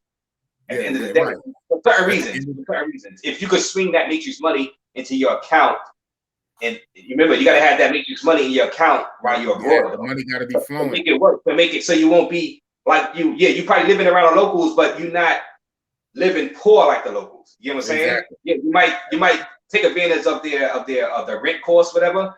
But you got more money in the bank to where you can have a nice lifestyle. You understand? Exactly. Yeah. So JJ, shout out to JJ, said I'm thinking about populating a new beach in DR. And bringing all the mangoes with me. What? What are you saying, man? Yeah, maybe Playa Chiquita, Playa Chiquita, yeah.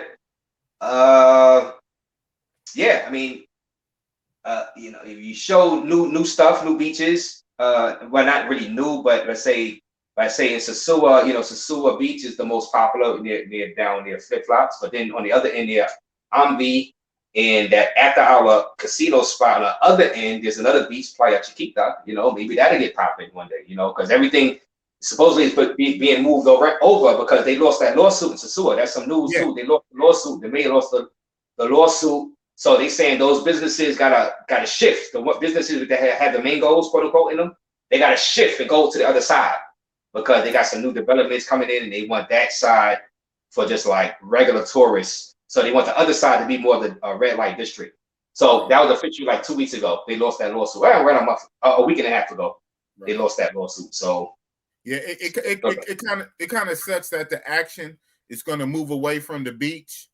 And it's going to be more inland. But there's a thing about red light districts, man. Once it get up and going real good, it's going to be lit. Now, it's going to be a pain in the beginning, steep learning curve, starting all over again, building it up. But once it gets up and going, it's going to be lit. And then what's going to be the bullshit then? Oh, we want that area. So, bro, what you doing? You can't stop the pimping. You know what I'm saying? You can't stop the pimping. Pimping. When we get going, it's going to be lit wherever you're at. Put us in the middle of the desert. Just find a dry, desolate, bombed out place. Let us get to it. We're gonna have it lit. And then you gonna come around later. Oh man, you guys gotta go. What you thought? Well, boss, like I tell people, you flying 3 to 6 hours to Dominican Republic from the Matrix, aka USA. Anyway, you flying all the way over there. What does it matter if the strip with the mangoes is near Satua Beach or the other side near the other beach or near Ambi? You flying that far anyway? Right. You flying hours to complain about 20 minutes. as long as the mangoes are wherever the mangoes at, that's where the guy's gonna be at. That's where the guy's gonna be. Exactly, right? You're gonna go wherever they say, wherever the mangoes are parked at, that's where the guys are gonna be at. Let's be honest. Right. Exactly. Exactly. But it was kind of cool to be near the beach though too. But hey, but there's a beach on the other side. There's a beach on the other side. The strip, there's a beach on the other side. It's a beach on the other side. But you know what? Exactly. You hit that other beach, and then might be a situation. I don't trip like this, but some guys do be like they don't like to stay like right in the action. They kind of want to where they lay their head kind of away from the action, and they want to be able to come into the fuckery. You know what I'm saying? So they might want to be in a villa up the road, up the hill. But boss, man, shit, New Garden, man, I'm right there. Oh my God. So when you started going to Sosua, you said 2018. 18? Yeah. Oh, okay. So it was still kind of like, I mean, that during that time, I remember 14 to 18, 17, it was hard to stay over there because you couldn't come out your hotel. It was just too much. Like the girls that attack you, and it's like, man, nah. I can't go to the grocery store. I'd have loved it. You don't know boss. You don't know boss. You don't know boss, man. Man. If I'd have been there, if boss would have been there in 2014, 15, 16, oh my goodness. You would understood why he was like, nah, I can't stay in New Garden. I gotta be further down. Like, if you're there for the weekend, okay. I had 2 days, nah. Nigga, I'd have had 33, 43. Shit. You don't know bossy boss, man. But hey, you say you can't be. That's too close. You too close to the fuckery, huh? Yeah, no, guys like that. They don't want to be ground zero. They want to kind of be. So I said all that to say though, with this new development, it might can almost be like that. So they taking over that area, and so shit, like say, people are gonna go. They're gonna migrate to where the action is. Mm-hmm. So now, if you want to go to the beach, you can go to the beach in peace. And then when you want the fuckery, go to the red light, and then whatever businesses are going to be down there. So people don't like change, myself included. Sometimes I know change is good, but real, I don't be liking change though. I like shit to stay the same. But If once you you like, get used, yeah. once you get used to something, you know you can roll with it. Mm-hmm. Jay Love say, "Big boss, come hang out with me in Cuidad Boulevard in Bogota. My family will cook you some cenacho. Black Colombians will always cook for visitors. That's what's up. Okay, you playing? I'm gonna take you up on that, man. Take you up on that. I told you I'm going to Colombia in December, so I'm gonna hit you up. I'm gonna take you up on that, and I'm gonna do a live. I'm gonna do a live from your family house. On my phone, it's gonna be mobile live. I'm gonna say, yo. So I'm gonna take you up on that, man. Right on. Thank you. That's what's up. Rich Builder said having a peace of mind is priceless. Yeah, man. Yes. In many ways, man. In many ways. When you let's say, I don't know if Bridge Builder, where have you been, Bridge Builder? Have you been in Sosua, Cartagena, or in Santo Domingo, anywhere in those countries? Well, in DR or Colombia or Brazil. Big Boss been to Brazil. You've been there, Bridge Builder. Where do you find a peace of mind at the most? The most. You see, to be honest with you, in Cartagena, I don't really find peace of mind in Cartagena. Well, I kind of do because I don't turn on the TV, so I find peace of mind away from the Matrix. I don't look at the news in the Matrix. I don't follow it. Nobody be talking about it, and I just feel like a relief. That's like a peace of mind. But as far as outside and stuff, it's still boom, boom at you. It's like you in the city. It's like boom, boom. It's at you. So, but I still feel great. I still be sad to come back to the Matrix, to New York City. I still feel good. I feel happy.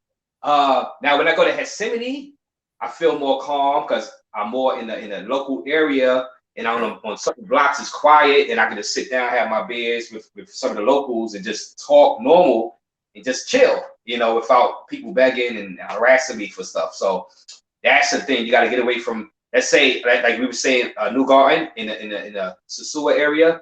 People got to want to get away from that area and be more serene and quiet, and then go to where all the action at later on. Same thing with Yosemite. Yosemite is like that. I can go over there, hang out over there for a few hours. Then I always know I got a clock tower, I got Delirium, I got Club Space, I got all them clubs over in the center. I could just walk there. I'll be walking it. I walk. You can walk from Yosemite right over there. So let's get $3 cab for like 4 minutes, 4-minute ride, 5-minute ride. But see, so that's where I find my peace of mind. Oh, you say Thailand and Philippines. Oh, Thailand, Philippines, and the DR. Okay, see, I mean, yeah.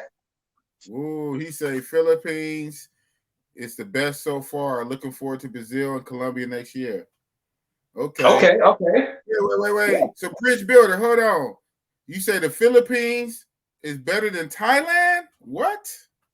Hey, it could be. I haven't been to Philippines yet, but I've been to Thailand. But I haven't been to Philippines yet. But all the guys who've been to both, they said, well, boss, if you love Thailand, you will love Philippines. But they didn't really say it was better. It's just wow. It depends on how long you stay. I'm thinking my little analyzation of it is that Philippines know English, a lot of the Filipinos and the Filipinas, so you can communicate with them better. Maybe it's a better rapport with them. And you go to Angela City, they got a strip that's similar to the Pattaya strip. That strip in Angela City. I mean, girls hanging out. The girls look similar. I mean, but the difference is they speak more English also. More English, right. And that communication, there's no way I'm going to learn Thai language. There's no way. Or Chinese. There's no way. I can barely learn Spanish. Spanish. There's no way in hell I'm going to be able to decipher that language. He said decipher the code. I'm not even going to try. I'm not even going to pretend to try. He say Philippines is a people personality country. Great customer service all around. How people treat you is what I love. They love to laugh. Yeah, I hear that a lot, man. So shout out to this guy in my group, white boy J Rock. Man, he loves Philippines. Man, he been going to Philippines for 15 years. He said to the point he almost went to no other countries, and he really only started going to other countries once I started traveling to DR. That opened him to go to like another country or two. He said he just got stuck. Like the way you said you was stuck on DR when you first started traveling. Yeah. Yeah, white boy J-Rock, he was stuck on the Philippines, man. He said he was stuck on the Philippines 15 years. He said the main thing, one of the biggest things, is very much English-speaking country. Right. It's click and play. It's English. The people are nice, friendly, very easy. So communication is huge, man. You don't understand. Communication is huge. It enhances your trip. It makes you fall in love with the place where you meet friends or people that you think you're friends. With pesos, man. Yeah, well, but you know what? It makes you. What it happens is it makes you feel like all right. Yeah, the pesos are talking, whatever. But you still go over there. Man. I hear you. Shout out to Gold Money. Money. You can chill a bit with some people that's not asking you for pesos all day. You can chill with them, and then you still know you got the crew that asks you for pesos. You can go over there in that section at any time. Yeah, so you got the best of both worlds going on. Yes. So it enhances your trip. It really do. Like, cause you're like, all right, I'm meeting some legit humans over here. That's not, these people are normal. Somebody's got to meet some normal people that's talking normal stuff. And you be like, oh, you know what? I'm traveling out there. I'm going to get my mangoes, but I'm going to go see so and so. I'm going to go hang out with them if I have a beer with them, and just have a normal conversation, for God's sake. Right. He says some normal people that's on some normal stuff. Yeah, Gold Money ENT, Gold Money Entertainment, man. What up? Gold Money. Man, y'all just go subscribe to his IG. Man, he got some fire pictures and content on his IG. He got one where I guess he was in Dubai or something. And he was dressed up like some kind of Arab sheik. He had the scimitar sword and had the falcon on his arm. I said, get out of here, man. I'm gonna call you Prince Abdullah Bula. Yeah, he said African women are the same. Yeah, man, I really got to check that out, man. Shout out to Jordan. Like I said, Jordan is going to Tanzania. Okay. Yeah, next month. Yeah. So the only thing I hear about some of these countries like Africa or whatever, they be requiring vaccines. Like I can get with the yellow fever and all the other ones, but some of these I'm not really down with. You need to take some stuff because they got certain like mosquitoes and stuff out there. So you need, you got to protect yourself because you never know, you might get bitten by one of those things or certain snakes. Well, I think it's more for like the mosquitoes, the atmosphere, coming from over here to over there. Damn. So hold on, bats really be biting people like that? Well, I'm more worried about the mosquitoes. I can see a bat coming. The mosquitoes is what I'm afraid with the whole malaria stuff. So they're so small. At least a bat is big enough for me to see, and I can try to like fight it off and avoid it or run. The mosquito, I can't. But even then, do bats really be attacking people like that? In the movies they do. I mean, but I've seen horror movies, and I'm not gonna try them because I've seen enough horror movies. You say you're not trying to find out, huh? Yeah, I'm not trying to find out. I've seen horror movies. Dang, Google be listening.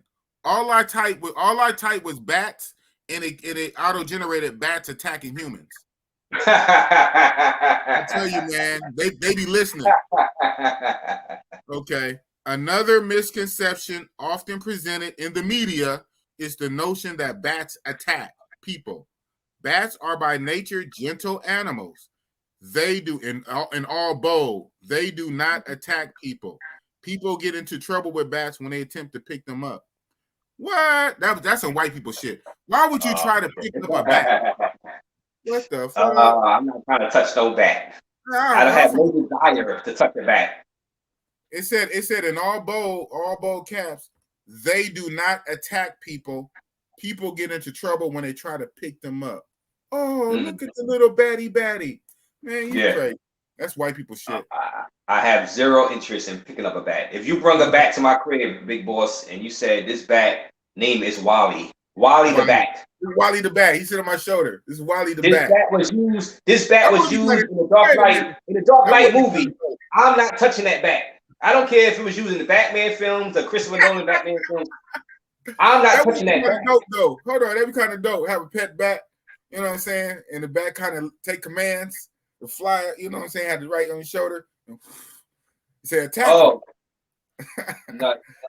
Well, what's that? An eagle? The eagle does that, right? The eagle do that, like Eagle or Falcon. Yeah. Like I said, my man right here, Gold Money ENT, he got a picture on his Instagram where he got a falcon sitting on his arm. Yeah. That's malaria. Yeah, malaria in a lot of those countries. That's what the shots is for. Yeah. Get out there, big boss. Get out there. Next topic. Get out there. JJ got a beauty in that photo. Man, he said you gotta get that beauty on the show. Exactly. You know, JJ, he stay with quality. That's all he be talking about in the chats. Get your quality up. you try to post it. You try to post a joint up in the chat. JJ gonna let you know. JJ gonna rate her. You can say, man, get your quality up, man. Quality. JJ and his quality. That's what's up. Hold on, let me plug this in. Make sure it don't turn off. I still got some battery left. I'm just gonna make sure it don't turn off. Right. Melvin Riddle. He said a guy here in the States was bit by a bat and refused medical treatment and died from rabies. Damn.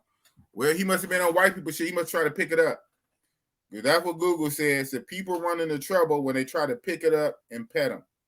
Yeah, but I bet bats are basically like flying rats. So I'm sure they got rabies. They got rabies, scabies, and all the shit. Hell no. I don't never try to pick up. Yeah. Bats look too evil and disgusting for me to touch them. You know, snakes too. I'm not touching them. Are they really blind? They're blind and they just fly by sonar. Yeah, they look evil. I'm not touching the bat. And snakes, I can't do snakes either. Oh, yeah. Snakes, I don't care if you say this snake is not poison, it's been devenomized. I'm not touching that snake. Get that snake out of here, please. Yeah, every now and again, I'll be seeing people that have a pet snake. You know, they be coming in stores and whatnot, and they be all wrapped around them. You know, they'll let you pet it most of the time. I'm like, wow. You know, it looks cool. It looks cool, like in theory, looking at it, but no, I'm good though. They snakes for a reason. They're backstab you. They eat you. They get hungry enough, they eat you while you sleeping. A snake? I'm not messing with those snakes. Right. Especially the human kind. Backstab us. Let your cat go and knock over that tank and break the tank. That snake, if that snake will eat your cat and then eat you. Yeah. So shit, you leaving 3 weeks. Yeah, we leaving about the same time. You live in 3 weeks. Yeah, I mean, hallelujah, praise the Lord. And I don't say this plainly. I say this, I really praise the Lord because, man, sometimes you just gotta look up to the sky and say, God, please get me the hell out of here. Because, you know, if you don't, then you on your own, and you know you might end up in prison out here because these people are crazy. That's just real talk. The Matrix people in the city, the hoods, they crazy, and they bait you to really do something to them and put you in a jail, and you go to jail. Now they're taking up your passport. You can't fly now. You know they got your passport. And you got to go to this court hearing. You gotta make your bail to get out of there, but you still can't leave the country. I mean, now you're like. This guy, I let this schmuck right here preventing me from going to Colombia. Really? Right. This schmuck, I let him bait me into beating his ass. Now I gotta be stuck here for this trial, and I can't fly. Right. That's why even if you win, I really don't. Even if you win, you lose. Even if you win, you lose. Exactly. They go, we understand. Just like, I understand. You're just defending yourself, but turn in your passport because you can't go nowhere.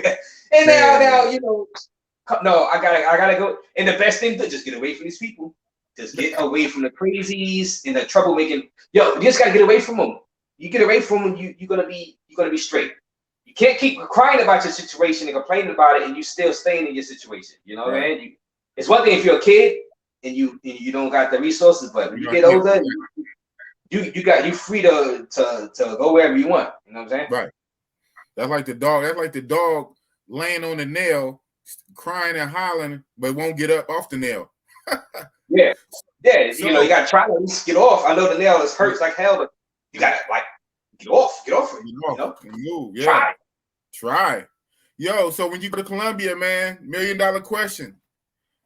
Are you taking the poster with you off the wall, rolling it up? Oh, you gotta take the poster, man. It gotta go. Yeah. It gotta come with you. I gotta take it. I gotta take my poster. You know, that's your channel. That's your channel, man. You won't be raising without the poster, man. Yeah, people are gonna unsubscribe if they don't see the poster. So I'm gonna take this with me. I'm gonna roll it up. Hopefully it don't get ripped or nothing. I know, right? It's gonna roll it up. And I'm gonna take it with me. I take it with me. When and where did you get that poster from? I ordered it off of Amazon. Yeah, I ordered it right off of Amazon. How long ago was that? That was like a year ago now. Oh, okay. I ordered it specifically for my YouTube channel because I was gonna do some wrestling reviews and wrestling talk, but it was so early in the game. I was like, oh man, I gotta watch. And I was doing I was gonna do WWE wrestling reviews. I'm like, I can't watch WWE, man. It's like so horrible right now. You know, I can't sit through 3 hours of Raw and another 2 hours of SmackDown. I was like, oh my god. So, and I was gonna do AEW. I was like, nah, it's too much. So I said, I did a couple of shows on that, but I say, nah, I gotta let me do something else. You know what I mean? But this the reason why I ordered it, because I was gonna be doing my wrestling reviews, you know, when I first started YouTube, you know what I'm saying? Then I just branched off to different stuff, workout, travel, and stuff like that. But yeah, I'm gonna take it though. I'm gonna take it. I think this book. I like it. Yeah, I'm gonna take it. People, if you don't take that with you, man, they're gonna unsubscribe to your channel. They can say, what the hell? No. This ain't raise. I didn't sign up. I didn't subscribe for this. Unsubscribe. You're gonna lose all your subscribers overnight. You're gonna go to under 1,000. No more monetization. So that's a trip.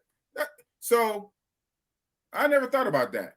So when you get 1,000 subscribers and more and get monetized, if you lose enough subscribers to go down to 900, you lose monetization at that point. Yo, I read about that, and they said that no, you don't in the beginning, but YouTube does have the right to reinvestigate your monetization, but it doesn't automatically happen. They say that you still keep your monetization until YouTube or the bots, whatever, the algorithm, whatever, finds out that you're under 1,000 and they want to do a reinvestigation of the situation. But other than that, supposedly you keep your monetization. You know what I mean? But I guess you can't stay under 1,000 for too long, though. You know what I mean? Too long. Or they trip you. Wow, Wilder got knocked down, huh? What? He got knocked on his ass? Down goes Wilder. Saved by the bell. Dang, all right. Thanks for keeping us up on it, man. So, is the fight over? He got knocked down. He got saved by the bell, though. No, he got saved by the bell. That's just a round. So that's just a round. It's still going, though, right? It's still going. If he got saved by the bell, that means, you know, he probably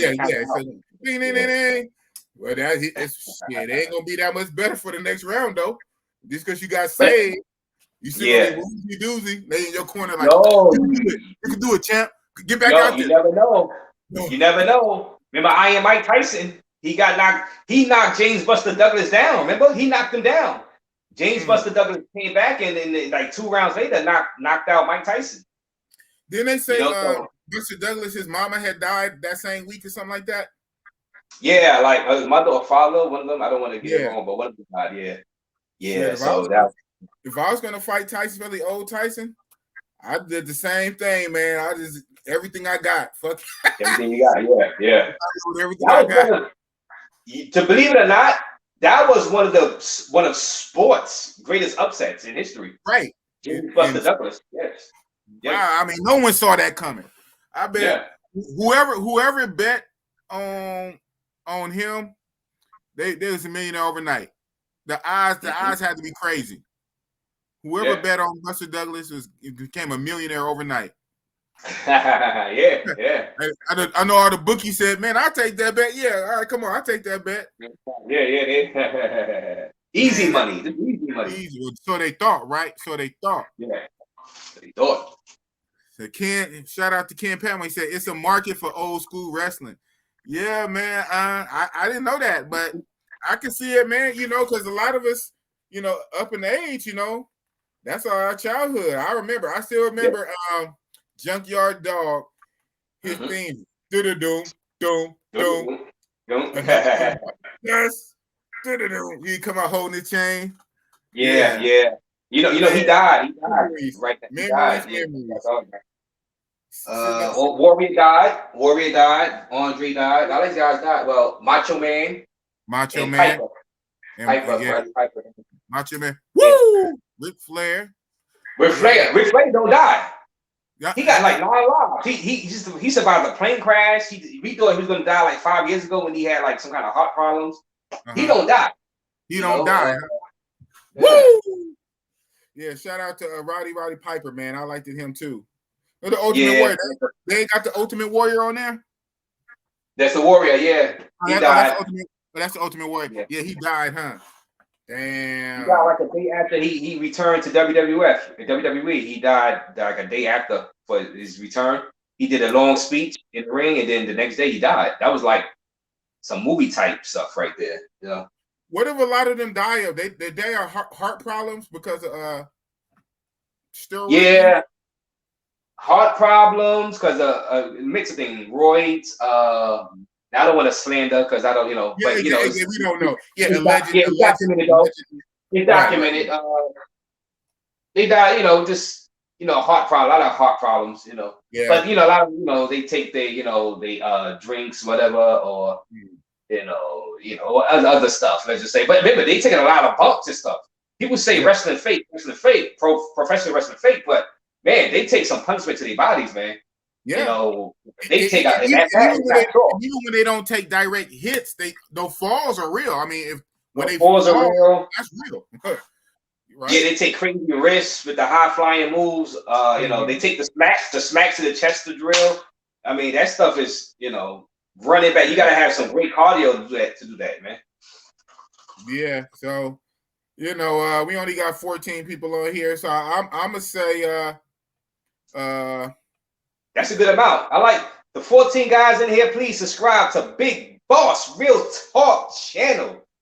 Right on. You know We're gonna go from 14 to 24 people to 34, 44. We're gonna have like 104 people watching these live soon. One day. So subscribe and put the notification, like this live, because you know we gotta tell YouTube that people are enjoying the content that we are putting out.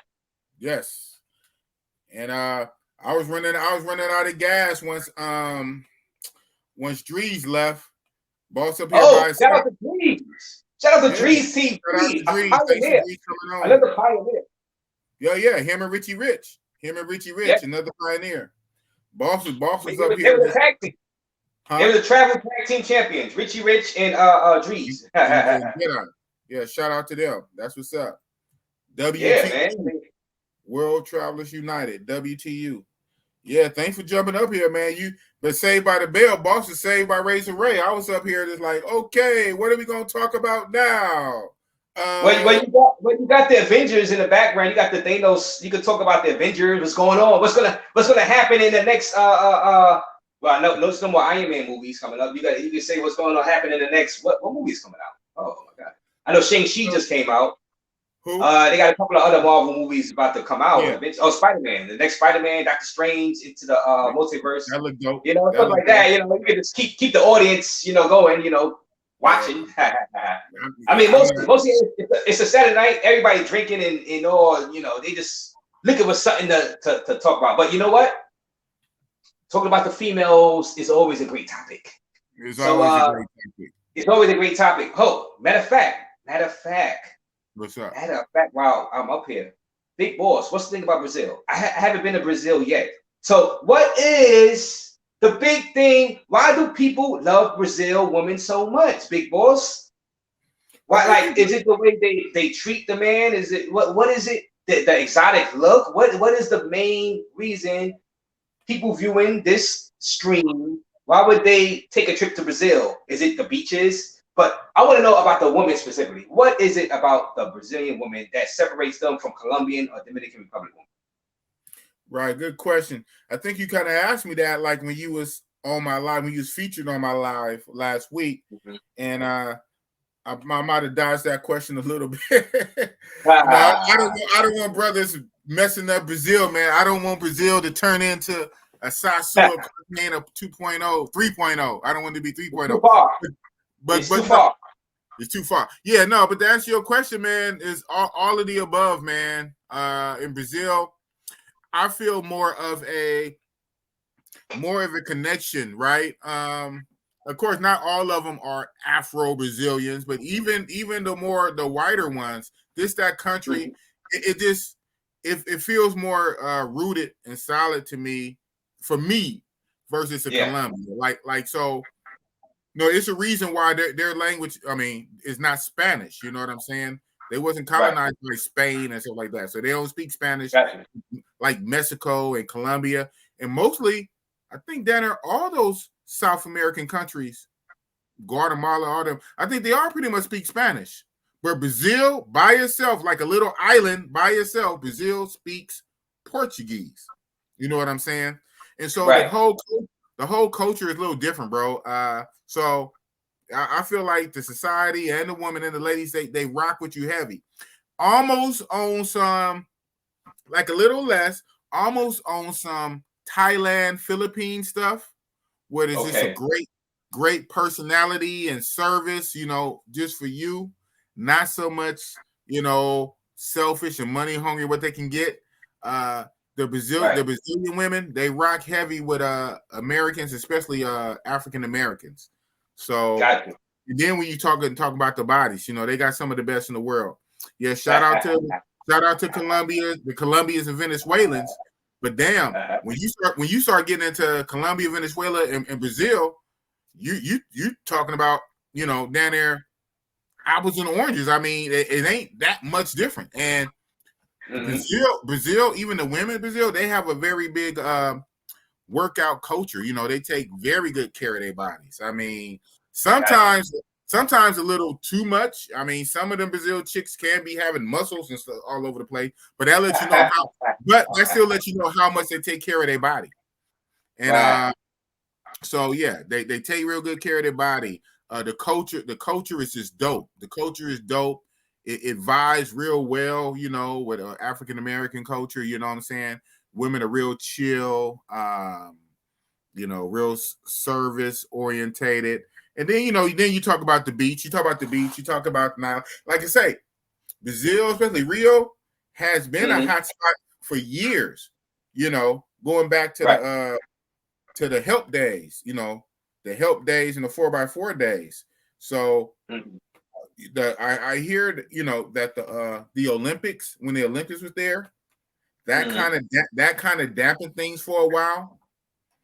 But that Brazil has been a hot spot. You know, when the Olympics kind of messed up Brazil, that's where Colombia and places like that kind of filled in a vacuum for a while. But you know, but now Brazil is kind of reasserting itself again. That's a place to be. So as a mega power, it's reasserting itself as a mega power for us travelers that need to travel out the matrix. Exactly. So a perfect mix for me would be Southeast Asia, whether Thailand or Philippines, and Brazil. And in both ways, you're getting great service. You know, you're getting that Southeast Asian service, and then you're getting service from, you know, from Afro-Brazilian chicks, you know. So it's just great, man. This is all around great. Next to that would be, you know, my Bogota.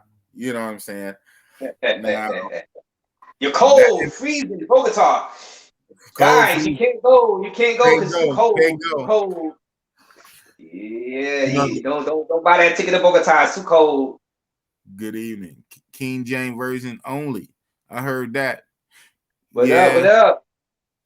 KJV. All right. Yeah. Bridge Builder say traveling helps us stay in shape, keep us focused. Vacationing without driving is a great benefit. Things in walking distance.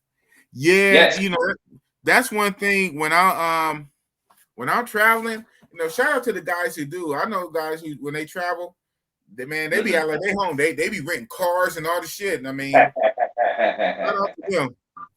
I don't travel for all that.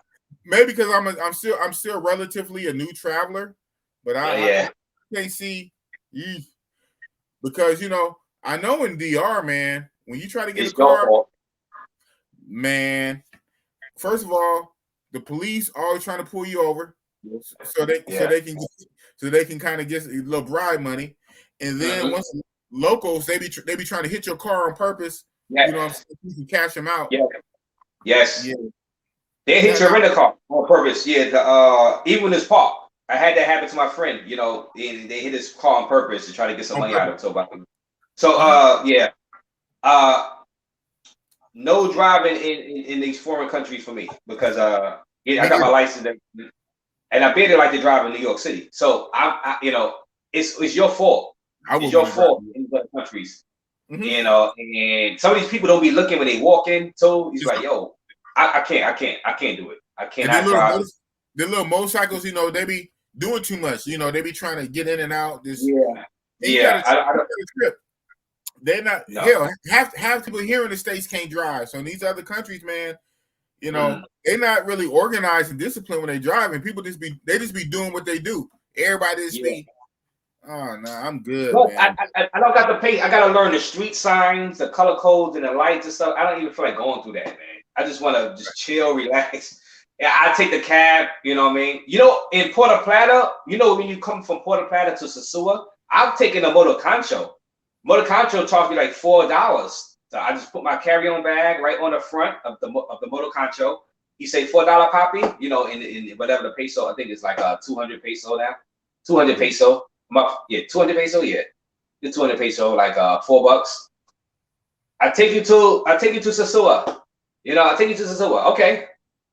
Forget the cab. I ain't paying $2 a cab. I throw my bag right on the front of that motor concho, hop right on that motor concho, and ride from the airport in Puerto Plata to Sosua, right to my hotel room. Wow. Okay. For $4. Ray, you that other extreme. Okay, so boss is not that extreme. Are you serious, man? I did that a few times. I like the motor consoles for too long. I mean, I do. Like if I'm like going like from the hotel up to the casino, maybe, and I be shitting bricks then. You talking about from the airport? Wow. This for $4. Yeah, I did that going from, and I had to go catch a plane. I did that. Yeah. I did it like 4 times. Because I was like, you know what? I'm really being cheap this trip. I'm like, well, I'm paying $20. I can hop on this one. I don't got a big bag. Yo, big old muscle bound ass on the back of the motorcycle. God damn. And it's cool. I'm waving at people in the car honking the horns. I'm like waving. I'm giving them thumbs up. Hey, I'm feeling the breeze. I'm like, yeah, I'm about to have some fun. You know what I'm saying? I'm like, please just don't crash. You better have a selfie stick next time you're doing that. That's footage. You better have a selfie stick next time you're doing that. You know what? Next time, yeah, I do. I should. That's a video. That's a video. My first couple of trips, I'm like, I'm never going to the motor concho. I'm not riding no motor concho. I'm not going to the motor concho. These people crazy. Then I say, you know what? As I started going further from the strip, my hotels are further from the strip. I said, you know what? It's hot as hell. I don't feel like walking. I'm going to hop in the motor concho. How much motor concho? $1? Okay. I might do that. I mean, yeah. Take me to the beach. So I started getting comfortable on the motor concho. Now I can hop on the motor concho like nothing. One arm. Chilling. Yeah, but you're right. But from the airport into Sosua proper, it is just like one long highway. What's the worst that can happen? But now I'm cool, man. He can hit a pothole. No, but I just gotta be like, I gotta have faith that in the driver. I gotta be like, yo, this guy been driving for years, and you driving all day. You know what I'm saying? He ain't gonna crash because he's trying to survive. You know what I'm saying? He's not trying to do nothing for him to die. And I said I could crash in the car. The taxi could crash. You know what I'm saying? Yeah, but you be in a better situation if you inside a car, Negro. See, I'm with Melvin. I'm with Melvin Riddle. He said, "LOL, moto console from POP Airport to Sosua." And from Sosua to POP Airport. Hey, I've done it a couple of times. Like 4 times I've done it. He said, Melvin. put your luggage on Shout the out to you, hood. Melvin. Wow. Shout out to you, man. You're a real one for that. It's possible. So people, it's possible. It's possible. Anything is possible. Kevin Garnett, yeah. He said Bogota's wild. Yeah, I know. It's wild. Dang, that's a hell of a picture. Thumbnail pic. What kind of outfit you wearing? What's that? Looks like that video game. That video game with the that video game from PlayStation. That oh man, what's that game? My sister loved to play. She loved to play that game. When they Assassin Creed. Assassin Creed. You gonna be Assassin Creed for Halloween? Ken Padmore. I've seen Ken Padmore before.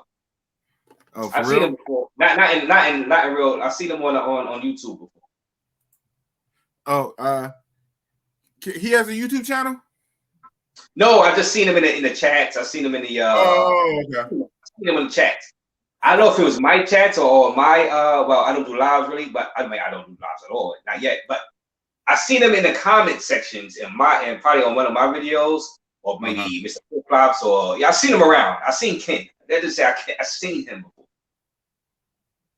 Right. Yeah, but as far as like traveling, let's say traveling on the motor conchos, yeah, be careful on those, if you rent your own, because if you rent your own, you gotta know how to ride it. Don't think because you rode bicycles inside the Matrix that you're gonna be able to ride one of those motor conchos, So yeah. I mean, personally, man, I'm just taking cabs, man. I'm not even trying to get involved in getting pulled over or getting extorted, right. Accidentally hitting the motor conchos hitting me to set me up. Why even bother? I'm not trying to be out there for that. That's the last thing to be. Shout out to Japreem. Japreem, he said when he go to Asia, when he go to Thailand, he said one of the first things he do, he rents a motorcycle. Or I'm like, wow. Not a car, he rents a motorcycle and then he just be out. I'm like, man. Yeah, I mean, hey, if you got the confidence to do it, I don't have the confidence. Let's just say that I don't have the confidence to do it, Hey man, people do what they do. If you got the confidence in your driving skills that you demand, go ahead and do it, but me, I don't got the crazy confidence in my driving skills, even though I've been driving, but I don't got the confidence I can drive out there. I see guys driving on the mountains and stuff. I'm like, how do you drive on the mountains? Like driving up them things. I mean, I don't got the confidence that I can maneuver those mountains like that. You know what I'm saying? So I leave it up to people that already been doing it for years and years. That's I'm not trying to mess around with it. Right. Cartagena. Let me pop it up on the what's the name. Cartagena taxis are $3 anywhere in Cartagena. 10 mil. Yeah, yes. Man. I mean, the price is so cheap, and the risk and the liability is so low. Why would you not do it? Why put yourself through that? Like, why? Why even? Everybody different though. I can't sit here and knock it. Everybody different. Like Black Man Travel say, he say he drive all over DR. Black Man Travels. Black Man Travels. I drive all over DR. Yeah, okay. I was driving Brazil. So, you in Brazil right now? I think I seen if this is the same Black Man Travels. This is the same guy. Or Black Men Travels. Well, I know Black Men Travel is inside Brazil right now as you speak. I don't know if this is the same person, but I would drive in Brazil if I can. Now, Black Man Travel is in Brazil right now. So if this is the same Black Man Travel, I'm not sure. I know Black Man Travel. But if it is, I mean, hey, if you got the confidence in driving, in your driving skills, go for it. Go for it. But if you kind of like 50-50 on your driving skills and that, see, I know that the cops will pull you over and try to extort you for some money. I know it. I know it in my soul. I know it in my heart. So I'm trying not to have that experience on one of these trips. So I don't feel like going through it. I don't feel like dealing with it. And I don't feel like somebody trying to hit me or I hit a pedestrian by accident. Maybe a pedestrian try to run in front of your car, while you drive it slow. I'm just not doing it. I'm not doing it. He don't make it no better. He said, I'm an aggressive driver. Nah. Well, you see, it's cabs for me. Cabs and motor conchos. I hop or walk. I just walk.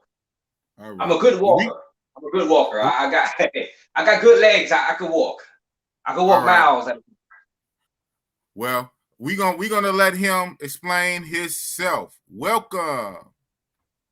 Hey, what's up, everybody? What's up? Black Man Travels. Hey, what's up, Big Balls? Hey, Big Balls, this is Canal, man, from the group. Okay. What's that group? That's what I thought. I just hit you. I just hit you in the group too. I thought that was you. No, it's all good. It's all good, man. So hey. Canal, you start your show soon. When is your show gonna be up and going? Well, I've been focusing on just updating my YouTube, all the videos, travels that I've done.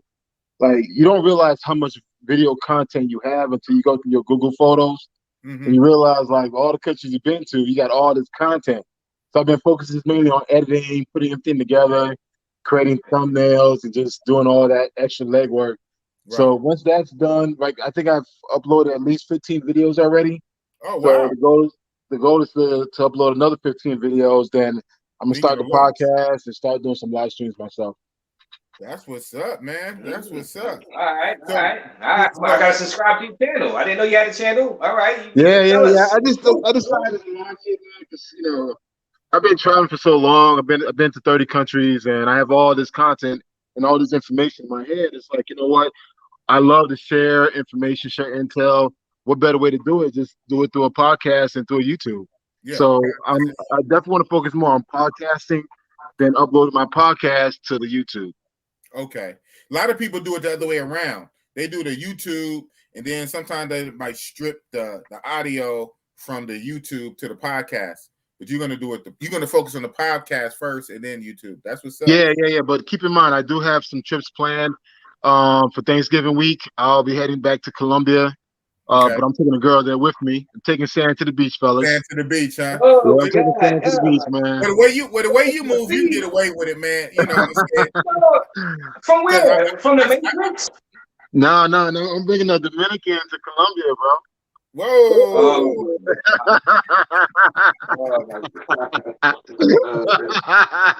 God, why is it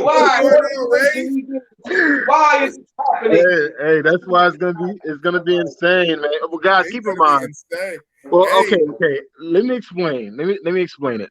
Yes, sir. I've been dealing with a Dominican girl for the past 6 years. So I've been traveling around the world while being with this girl. So I say it was her birthday. So it's like, you know what? Hey, look, I got some points. The shit, it's not going to hurt me. Right. So, you know what? Let me just give your birthday trip, because with Dominicans, they're limited to certain countries they're limited to certain countries that they could travel to. Oh, wow. Yeah. There are only certain countries that they could travel to. So Colombia is one of them. So I was like, you know what? It doesn't cost me bread to actually go to Colombia. I've been to Colombia plenty of times. I've been to Barranquilla, Cali, Cartagena, Bogota, Buenaventura, Medellin. So I've been there so many damn times. I'm like, you know what? This trip's for you. It's not for me. Wow. 6 years, huh? That's what's up. I'm sorry. Oh, read that comment from JJ. Okay. What did he say? Black man travels and black man travels to different people. Oh. Yeah. Travels and black man travels. Be careful, black man travel, because black man travel. I wasn't sure. That's two similar names. And black man travels is a big YouTuber. So you might want to change your name a little bit, so you won't be. No, you know what? Listen, man, brother. I got 30 countries under my belt. Uh-oh. Wait, no, hold on. Let me lay this shit down. Lay it down, man. Lay it down. I got 30 countries on my belt. And trust me, I travel more than most. The only thing is, I don't plug it. Right. I don't brag about it. Right. You guys in the WhatsApp group, hey, the guys in the WhatsApp group, they know how I move, man. Yeah. I'm constantly moving. Oh. So it's just like Black Man Travels is focused on my individual travel. Fuck a group. Mm-hmm. I'm focused on me. I'm focused on my experience. Right. So it's like and I'm using my experience to encourage other men to travel. So there's no beef, there's no competition. It's like, yo, you do you, I do me. But hey, you're not talking to a rookie. No. Oh, there you go. Oh, you know what? All right, it's okay. You know what? It's okay for him to bring sand to the beach. I like that, man. He's like, I'm Black Man Travel. Right. I'm Black Man Travel. I'm the man. Razor, do you do see the man is capitalized in all caps? Yes, I see. I noticed it. So ain't no mean man. It's like, yo, man, I'm like you, bro. I stay in the gym. I box 7 days a week. Bro, when I go to these countries, man, I have no hard time putting the chick out there, bro. It's just when I'm out there, it's like, hey, go out there, smell good, look good, spend money. Pussy's easy, bro. Here you go. Yeah. Be right back. Give me a minute. Yeah, right on. Right on. So Black Man Travels. You say so your next trip is coming up during the Thanksgiving weekend? Yeah, no, Thanksgiving week. I'll be out there for like 8 days. 8 days. Wow. Yeah. I'll be there for 8 days. But here's the thing, Big Boss. I'm planning to spend 3 days in the area called Bosco, out in Guadalupe. You ever seen those cubes? Those it's something called glamping. You ever heard the term glamping before? No, I haven't. All right, glamping is glamorous camping. So basically, I'm staying out somewhere in the forest in like a luxury style cube. Wow. Yes, and it's an invisible cube. So literally, I can see outside through every corner of my place. Okay. Yeah. That sounds fancy and high tech. Man, bro, it's costing me $200 a night for it.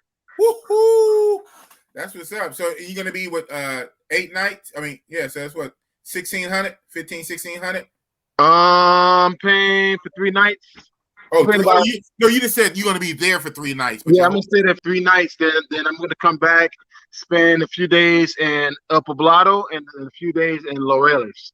Laureles is more my area, but I'll still be in Medellin. But I'm not messing with Pacajeras. I'll be out in more in the Alvarado, Sabanata, Laureles areas. Yeah, and your chick gonna be with you the whole time. That's what's up, man. Yeah, man. She's gonna be with me. You know, hopefully we can find a threesome out there and see what's up. Okay, you know what? Boom. I'm glad you. I wanted to say it. So I'm glad you said it first. Oh, I'm sure, man. I'm sure because that makes it easier. Especially you let her do the recruiting. I mean, she normally does. She does it for me in DR, so it's all good. Oh, shit, man. Well, shit, she got that coming. We got that coming then. But you know what? Again, like I said, it's her birthday, so I just wanted to treat her right. Go out there, have a good time. I've been to Colombia at least 12 times already. I've been to multiple cities. So for me, it's like whatever. But my big trip is 12 times. You've been to Colombia 12 times? 12 times. Wow, that's what's up. I only been three. Yeah, but keep in mind, guys, I've been to Barranquilla, been to Bogota, Cali, Buenaventura, Medellin, and Cartagena. Damn. Mm-hmm. Damn. All right. So you experienced traveler. Yeah. I mean, I'm experienced, man. And for New Year's, I'm gonna go back to New York. Which city you like the best out of Colombia? You know what I mean? For right now, like I know it could change from year to year, but which city you like in 2021? You know what? The one city that left a huge impression on me was Cali. And the reason why I say Cali is I love the Afro experience. You see a variety of different types of women. The culture is more vibrant. The food is amazing. Like the food in Medellin is bland as hell. But the food in Cali is like so flavorful because you got that black foot in the pot. That black foot in the pot. Black foot in the pot, man. Man, bro, it's a whole different experience, and it's like you don't see a lot of us out there. You don't see a lot of tourists out there. It's just, you know, Okay. black folks, you walk around, they think you're Colombian, so they come start speaking Spanish to you, not knowing that, hey, I'm American. And when I started going to Colombia, it was in 2015. It was not too many of us going out there like that. All right. I bet. Yeah, in 2015, shit, guys wasn't barely going to Medellin, let alone Cali and all them other places where they start branching out. Yo, big boss, man. Look, I was smashing for like 100 mil pesos, man, like dimes. And the stuff that I'm hearing, and the stuff that I'm gonna tell you, one of my favorite, let's just say, female friends out in Cartagena was from Cali. One of my top three female friends was from Cali. That's all I'm gonna say about that. But you know, so hey, Razor, let me tell you something. I was introduced to Cali when I was in Costa Rica. I went to an area called Jaco Beach. You guys ever been to Jaco Beach? No, I've never been to Costa Rica. Oh man, bro, Costa Rica is like the melting pot of Latin America. If you want a Colombian, a Dominican, a Costa Rican, a Panamanian, a Nicaraguan, a Honduran, it's like a one-stop shop. Anything you need and want is right there. Where it is again? Jaco Beach. It's in Costa Rica. In Costa Rica? Yes, it's on the west side of the country. Yeah. That's on the bucket list. I'll probably hit that once. Costa Rica, yeah. I mean, can you fly right into that town? Yeah. Well, the thing is, you're flying to San Jose. Then San Jose, you catch a 2-hour bus ride to the West Coast. And the thing about the West Coast, the sand is black because the volcanic. Yes, it's a black sand, and it's beautiful, guys. Beautiful. Wow. You've been traveling, man. So when you gonna get your channel and podcast going again, up and running? You know what? I've been drinking this one. I was supposed to start tonight, but fuck it. I'm talking to you guys. Oh wow. Yeah. The thing about podcast, I'm drinking. They don't stop Razor Ray. You probably have the best shows when you're drunk. You know what? Honestly, people say that. I'm actually drinking some port wine. You guys ever had port wine before? Port wine. I probably have. I probably have.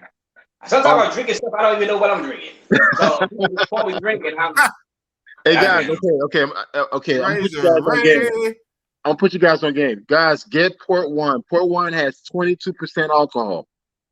22% alcohol. But the thing is, what it does, it makes you so mellow and chill. Like even girls drinking it, it gets them nice and wet. Dude, I buy that every country I go to. In Spanish, they call Porto wine. Porto vino. Okay. I'm gonna have to remember that. Oh, my boy Buck Travel is in the building. Prices are expensive in Costa Rica. Buck Travel. He going to Brazil. Buck Travel is going to Brazil also. He has a channel. So that's my boy Buck Travel from the left coast. He's about to go to Brazil himself for a while. So he said. So what about those prices in Costa Rica? As far as like he said they're expensive. Is the conversion rate? I heard that too. Well, I mean, I still want to check it out. Well, guys, expensive is so subjective. So it can be expensive for one dude, not expensive for another guy. Yeah, depending on your pocket. Big bank take little bank. Big bank take little bank, nigga. Yeah, I hear you, man. But you know what? Look, okay, compared to like DR, compared to like Colombia and other Latin American countries, it is a little bit more expensive. The reason why Costa Rica has a huge expat community there, and the dollar goes big there. So a good pay-for-play will cost you about $100. Oh, okay. That's minimum $100. Wow. Wait a minute. I'm just saying. Yeah. You said $100. I'm saying yeah. I'm just saying yeah. Wait a minute. Now it's a process. What you talking about, Willis? It took a minute for that to cut through. I'm just like flowing, waiting for my next sip. But $100. Wait a minute. You almost made me choke. On your drink. Hey guys, okay, look, in Jaco Beach, due to the fact that it's a huge expat community, huge American tourist community, the dollar has less value there in Hako Beach area. So the pay for play normally starts at $100. You can't go there with that $40 mindset. Starts at $100. He said, Starts with $100. He said starts. He said it's only expensive to some. He said, get your weight up. All right, guys. Hey, guys, can I say something? Yeah, of course. All right. Okay, here's the thing about paying. Okay, we're going to talk about that. I don't mind paying for it, and I don't mind paying more for it if I know what I'm paying for is what I'm going to get. So I'm willing to pay for that type of service. That I have no problem paying for it. Sometimes when you go for that cheapy, you get cheapy experiences. Hello. So sometimes, man, depending where you are in the world, you may have to come out a little bigger to get that type of experience. For me, and Big Boss, we talked about this. Dude, I'm a freaky dude. I'm a teen. Look, I'm gonna tie you up. I'm gonna gag you up. I'm gonna do all type of shit. So it's like, if you're gonna be done, you're great. you're gonna earn that $100. I heard that. You're gonna earn it. But to her, that's low. That's starting at 100. She probably gonna let you do all that for 100. No, but keep in mind, like in Costa Rica, not many people go to Hako Beach like that. It's not like DR or Colombia. Okay. So the thing is, you may be her only client for that weekend. So you better appreciate that, honey. Then thank you. There's no rush. This girl. There's no leche. Did you leche yet? No, none of that. It's just like, hey, leche, you know what? Leche poppy. Yeah, man. But get up, take a half of this, rinse themselves off, and then run out to the street. Yeah, no. They want to chill with you. They want to hang out with you. They want to party with you, smoke with you. Dude, all that good stuff, man. I mean, just recently, I just got back from Brazil. Dude, that shit was crazy, man. Like, I was there in June. Yeah, I was there with Ray, with Starboy. Okay, Starboy. Shout out to Starboy. Yeah, Starboy, man. We were out there, man.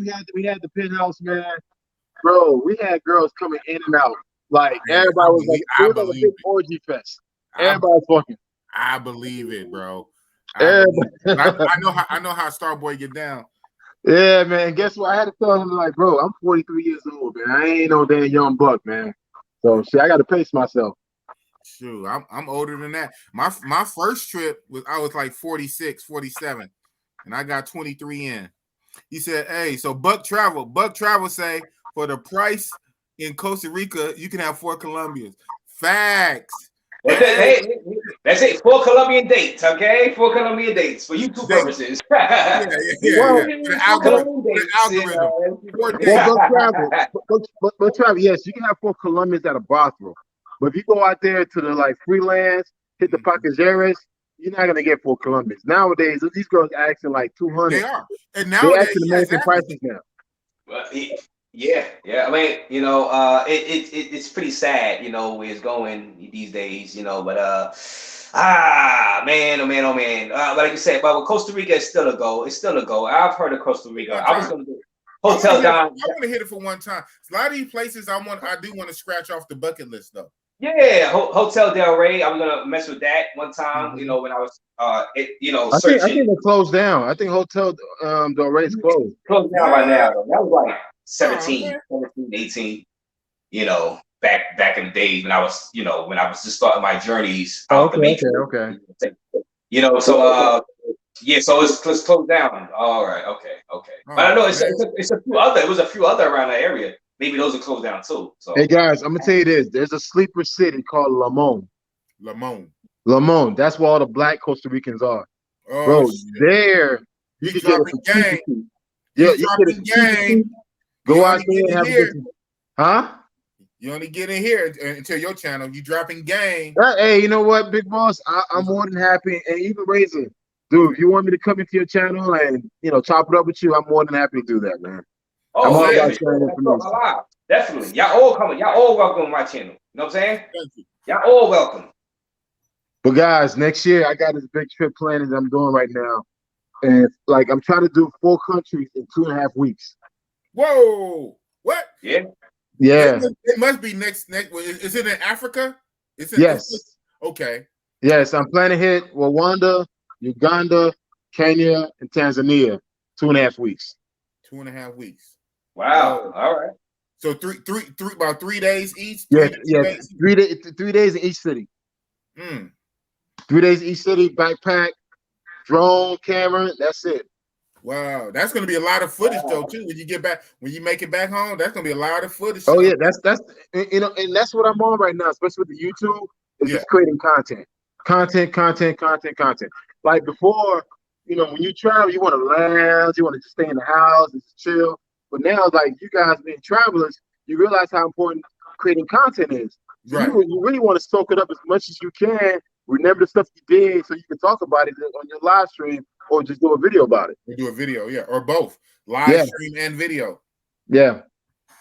Yeah, that's what's up. Like on some real shit. When I do this trip coming up, when I do this Brazil trip in 3 weeks, I don't necessarily plan on this particular trip. I don't necessarily plan to get a lot of footage for content, but I'm bringing my laptop with me.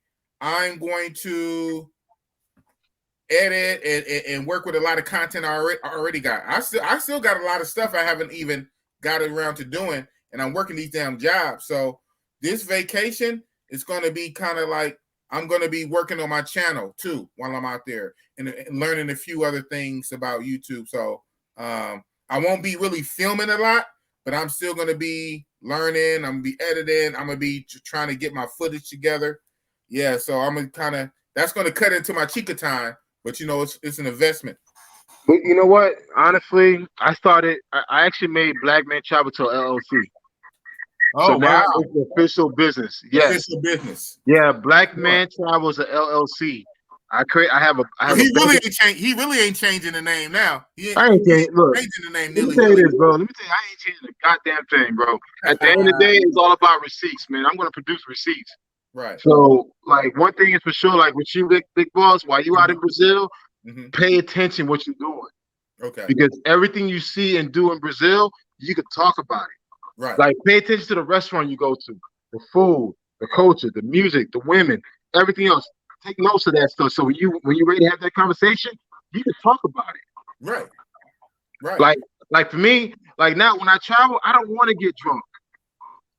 I don't want to get drunk. I don't want to be sleeping in because, dude, I want to take this all in. So when I sit down and put my thoughts on paper or put my thoughts in front of a video, dude, I can remember everything I did. Right. And like all three of us, we're content creators now. So time is money.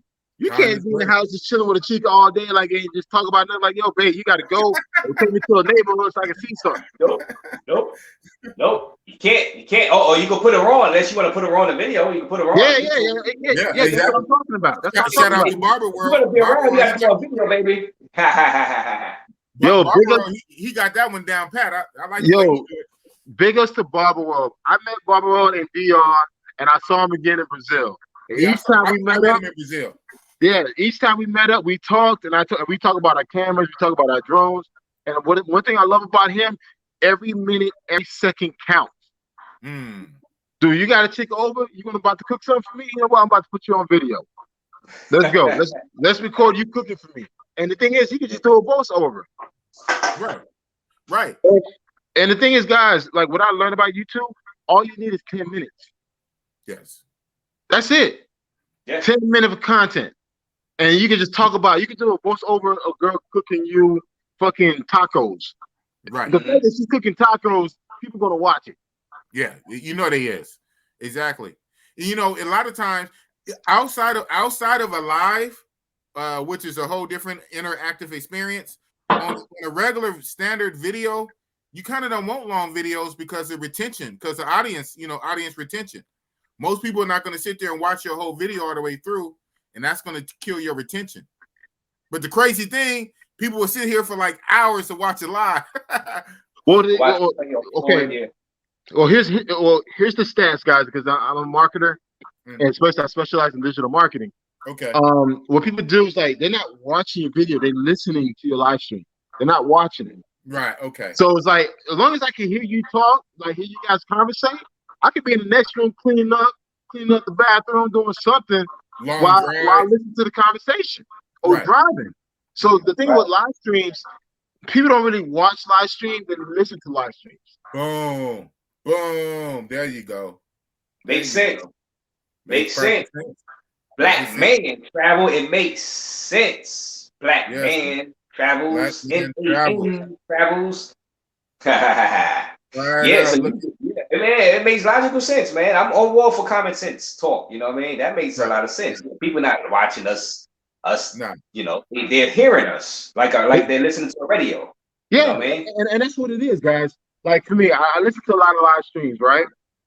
Big Boss, I listen to you sometimes when you go live. Dude, I'm not watching your face, man. I'm like literally, like I'm working during the day, but I'm listening to you while you talk and you know, do your thing. And it's just like, all right, cool. Right. But at the same time, you're getting your watch view and your listening view. Okay, exactly. Well, like I say, the good thing about live streaming for us content creators is this live stream. It really helps with your watch time, though. Yeah, it does. It's just because it's pure watch time.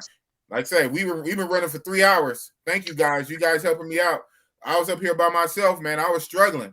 I was like, but it's a trip. When I'm doing my videos, I'll be flowing. I don't know. That's weird. That's weird. Well, I mean, to talk off of like you know, a topic, and you could, you know, communicate in between instead of just rambling on by yourself solo sometimes, you know. Yeah, just rambling. It's kind of like a podcast, guys. When you do a podcast, you're talking to yourself. Right.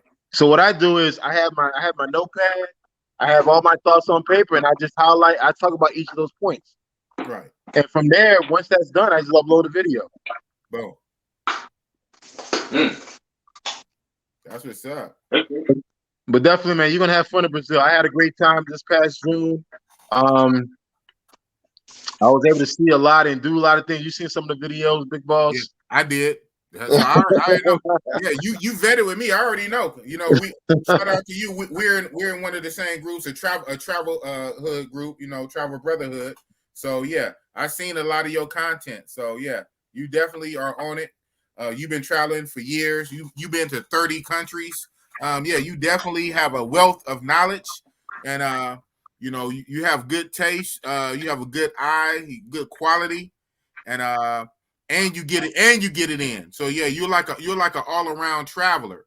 So that's what's up, man. You really gonna take off, you know, once you really go live and with your channel and podcasts. I gotta subscribe to the channel. It's Black Man Travels, right? That's the name. Yeah. It's just Black Man Travels, guys. But one thing is for sure, man, if you guys ever need me to join in the conversation, talk about any particular country, please invite me, bro. I'm more than willing to help you guys out and start that conversation. You already know you about to be tapped in, Mr. 30 different countries. so real quick, I'm searching Black Man, but keep saying Black Men Travel. So I gotta put Black Man Travels. What? Let's say, what did you talk about lately? Like your last video? I just put it. Oh, it's in the private chat. They just check. It's Black Man. I'm gonna put Black Man Travels, and I'll put whatever topic you talked about. Yeah. Just put Black Man Travels on YouTube. But also, I have a website called Black Man Travel. Okay, look for the website. It's Black Man Travels. Okay, so the website Black Man Travels. But how about? All right, I know that. Right, that's the same thing. I keep getting Black Men. Men. People that's watching that want to search your YouTube channel right now, Black Man Travels. What should they put at the Black Man Travels, just in case Black Men Travels he coming up? What was your last topic you talked about on YouTube? Like, what was your last upload? Oh, you said. I don't think you did a video yet. You haven't did a video yet on your channel, right?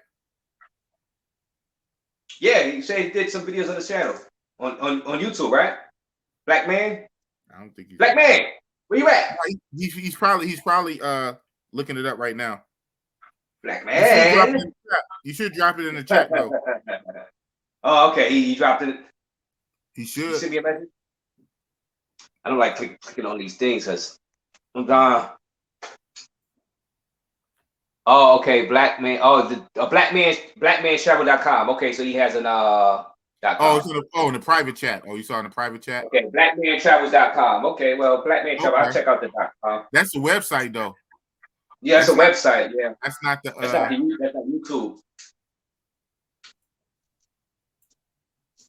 I mean, I guess you go do a Black Man Travels. He probably have the YouTube up there too. BlackManTravel.com. For guys that want to follow him, you know, that's Black Man, not men. Man, Black Man Travels. Yeah, I just put his link for his website. Yeah. And I guess I'll put hold on. The private chat. I'm back. Okay, Black Man Travel. Is it case sensitive though? A YouTube channels, is that shit case sensitive? Like, you know, uppercase, lowercase? No, it's not. I didn't think so. Nah. I didn't think so. Yeah, it's not like a password. It's not like putting in a password or nothing like that. Right. It'll come up. Hey, I was trying to find out I was trying to find out his last YouTube video. I mean, I thought he was uploading some YouTube videos. Nah, I thought he said that he has a lot of maybe his video. Yeah, maybe his videos on that website. Maybe he trying to get traffic to his website too, so that's good too. He tried to get some traffic. Go to his website, y'all. You know, check out what he got on the BlackManTravel.com. Yes, maybe sir. You know, trying to get some traffic to his website. Right. That's what's up. So Bridge Builder said he did booking cheap apartments review on YouTube. Who are you talking about, man? His review. Oh, is that one of his last videos he did? I don't know. What was that? Where we're at? What country that was? We got the boss lost now. I don't know. We all over the place. He said Uribe? He said Uribe? That was Uribe? Oh, I don't know. Let's go to his website. Go to his website. Black Man Travel. Man. I know you've been drinking. It's review. He did a review.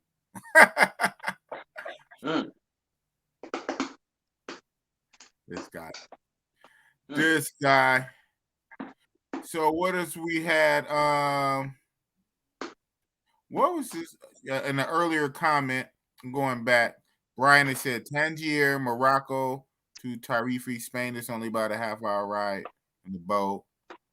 You'll probably fly through France, depending on how long your layover is. You can leave the airport there and get another. Okay. So he's coming back. He wants to come back. Hold on, let me add him to the stream. Boop. Oh, there you go. There you go. You're back. You're back. You got two. The black. Oh, two of them. Hey, can you hear me? Two. Yeah, I know. He's clone. He morphed on us, man. Hey, sorry about that, guys. It's all good. Yeah, I actually posted the my YouTube channel on the chat group. Okay. Comment section. Okay. But again, guys, I mean, the thing is, I have so many videos that I'm doing right now that I'm editing, and I'm just doing voiceover. So I'm uploading those, and these are more like 2-minute, 5-minute videos. Yeah, okay. But my goal is to officially launch when I'm out there and do live videos, do like walkthroughs and everything else. I got all the equipment. I got the drone, I got the GoPro, I got the Pocket 2. So I got everything I needed to really make this stuff official. It's just really, sometimes I deal with, I could be a little procrastinated at times. Yeah, tell me about it. I had that problem too. So that's why I just had to like jump off the porch even before I thought I was fully ready. I said, you know what? I'll probably never be fully ready. So let me just do it. And so that's why I'm struggling on a few things. It's like, I'll keep it real with y'all. Like in my video shits, I finally today, right before the live, I finally figured out how to do the picture-in-picture so I can do reviews. Oh, okay. Like, so like when you reaction, like how reactions, reaction videos. Yeah. It was a trip trying to set that up through OBS.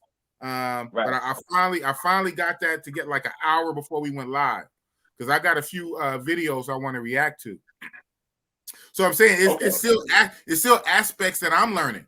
But I said, you know what? I'm just gonna put myself out there and I'm gonna do what I can do while I can do it, and I'll learn the rest while I'm going.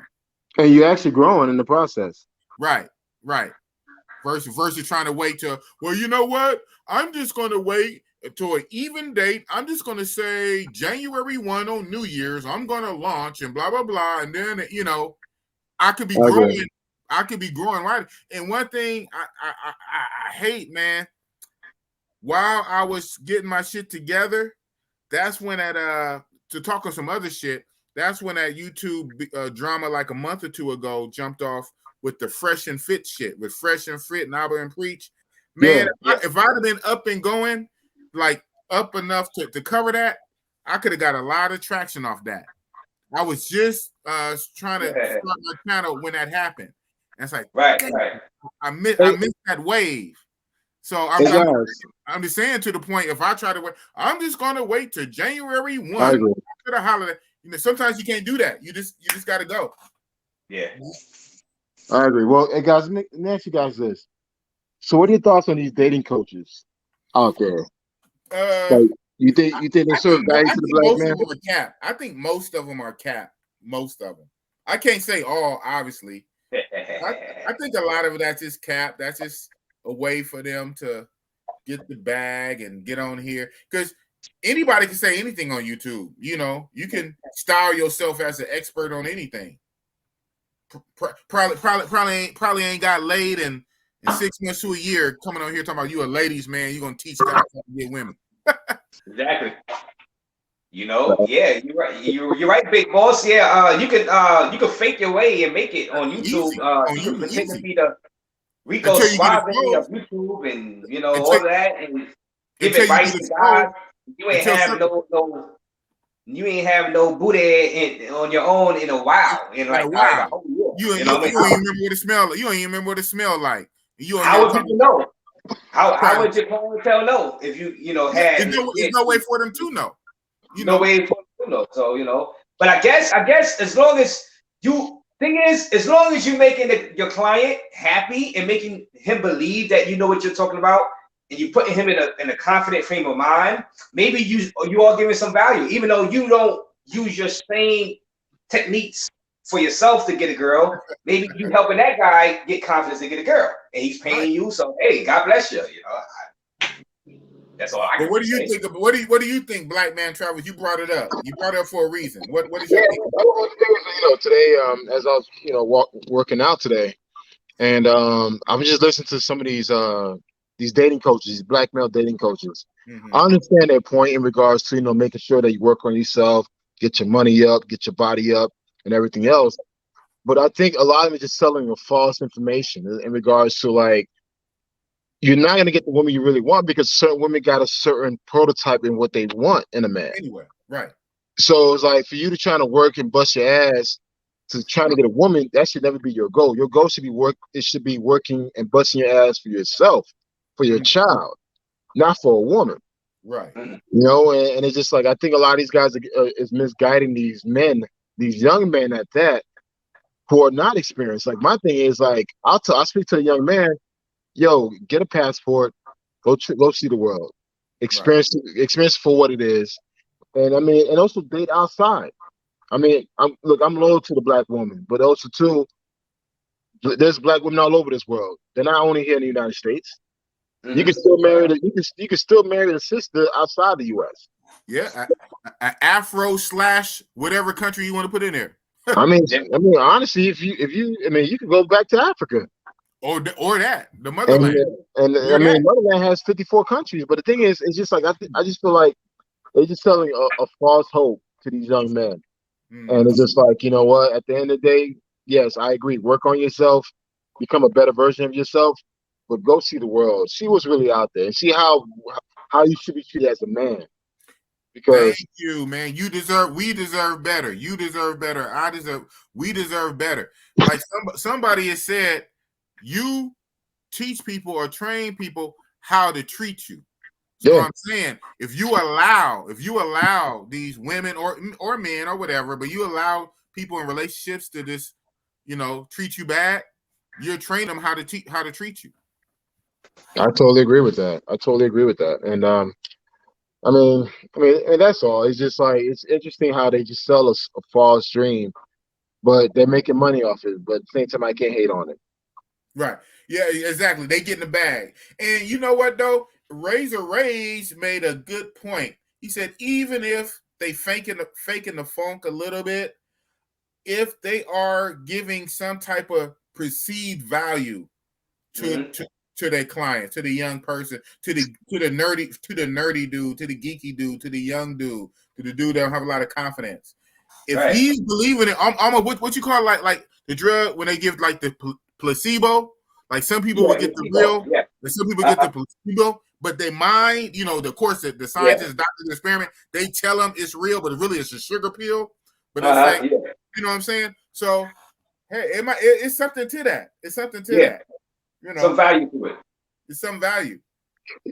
One thing is like, being 43 now, big boss, bro. I didn't know you're older than me. You look young for your age, bro. Everybody tell me that. Nobody.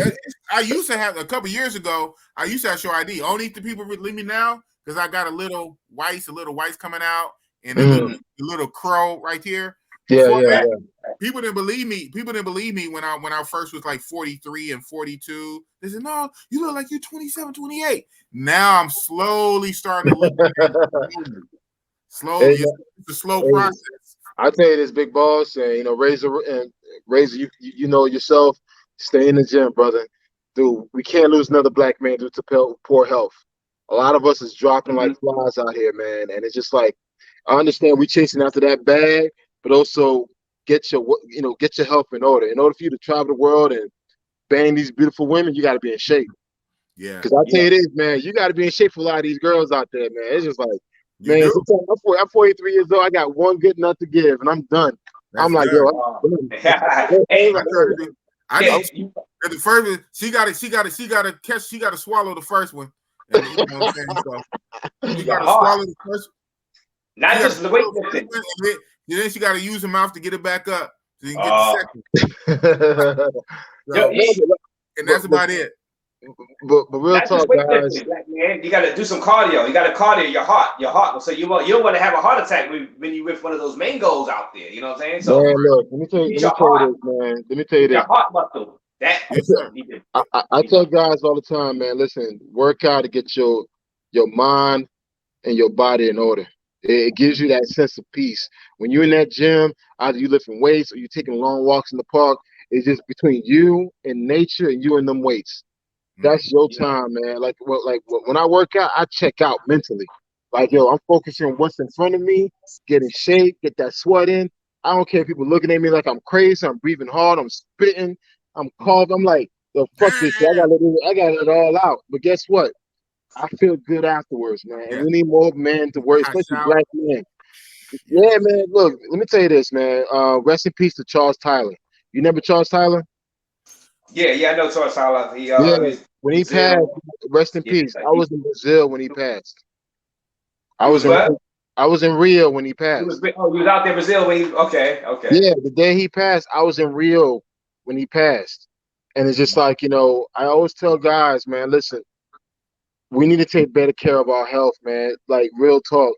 Like, right now, this is the best time for us to be as a black man. Especially you got money, you got time, you can see the world. Dude, just work out once an hour. 1 hour a day. Just go for a long walk. And the thing is, look, if weights is not for you, go take a long walk. Put your headphones on and just go for a long walk. And the thing is, once you do that, man, you can enjoy your wonder years. Like your best year of your life, your golden years. Enjoy it, man. There's so much to see out there. Like I've been to 30 countries to see the different colors, the people, the customs, the food, the language, man. Dude, that's an experience, man. And I always tell guys this, man. Look, pussy's never my top priority. I'm going to get some. Don't get it twisted. I'm going to get it in. But it's not my top priority. Because when you out there as a black man, dude, it's going to come to you naturally. Yeah, you're right, black man. You're right, black man.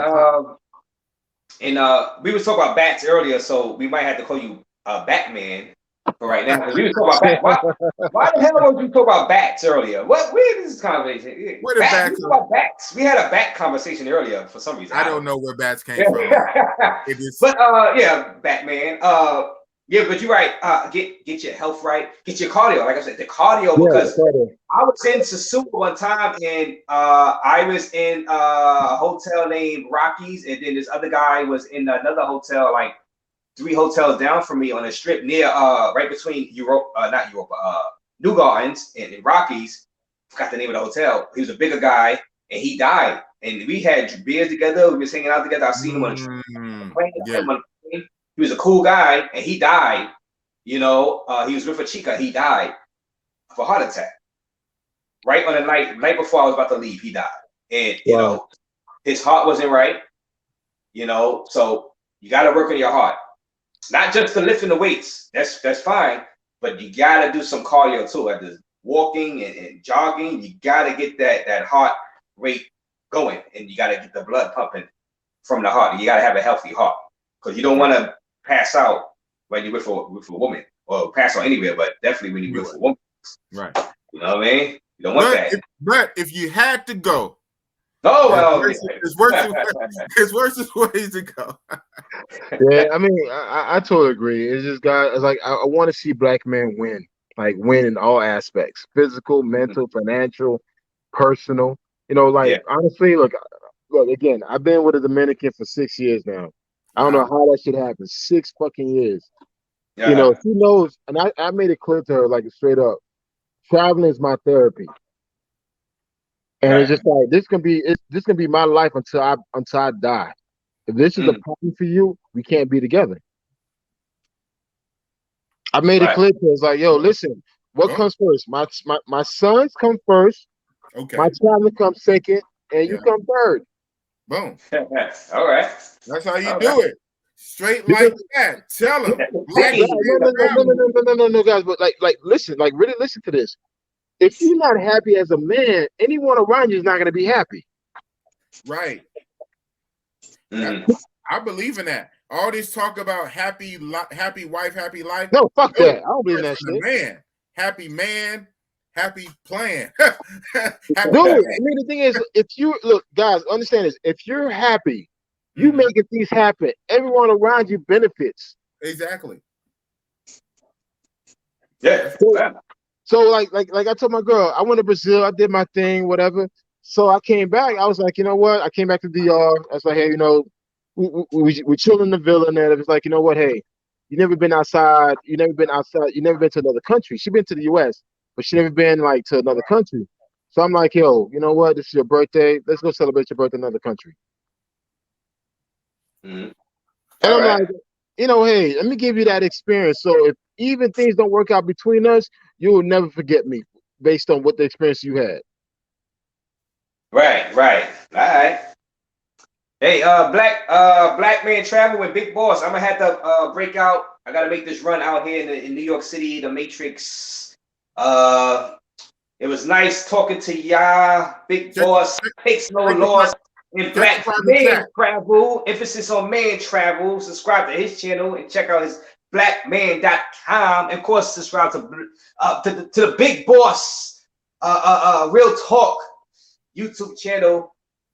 I gotta make this run. First, I gotta go to the baño. You know, when you're drinking so many light beers, you gotta piss a lot. So I gotta go to the baño first before I step outside into the dangers of this city. This Gotham City. Hey, this Saturday night, you got to get it in. I hear Saturday you, man. Night, I got to get it in. So got to get it in. I know. You know, wish me luck. Wish me luck. Before I go to Baño, really bad. Raise. May the force be with you. Yo, thanks for having me on, man. Thanks for having me on. I really enjoyed it. Black Man Travel.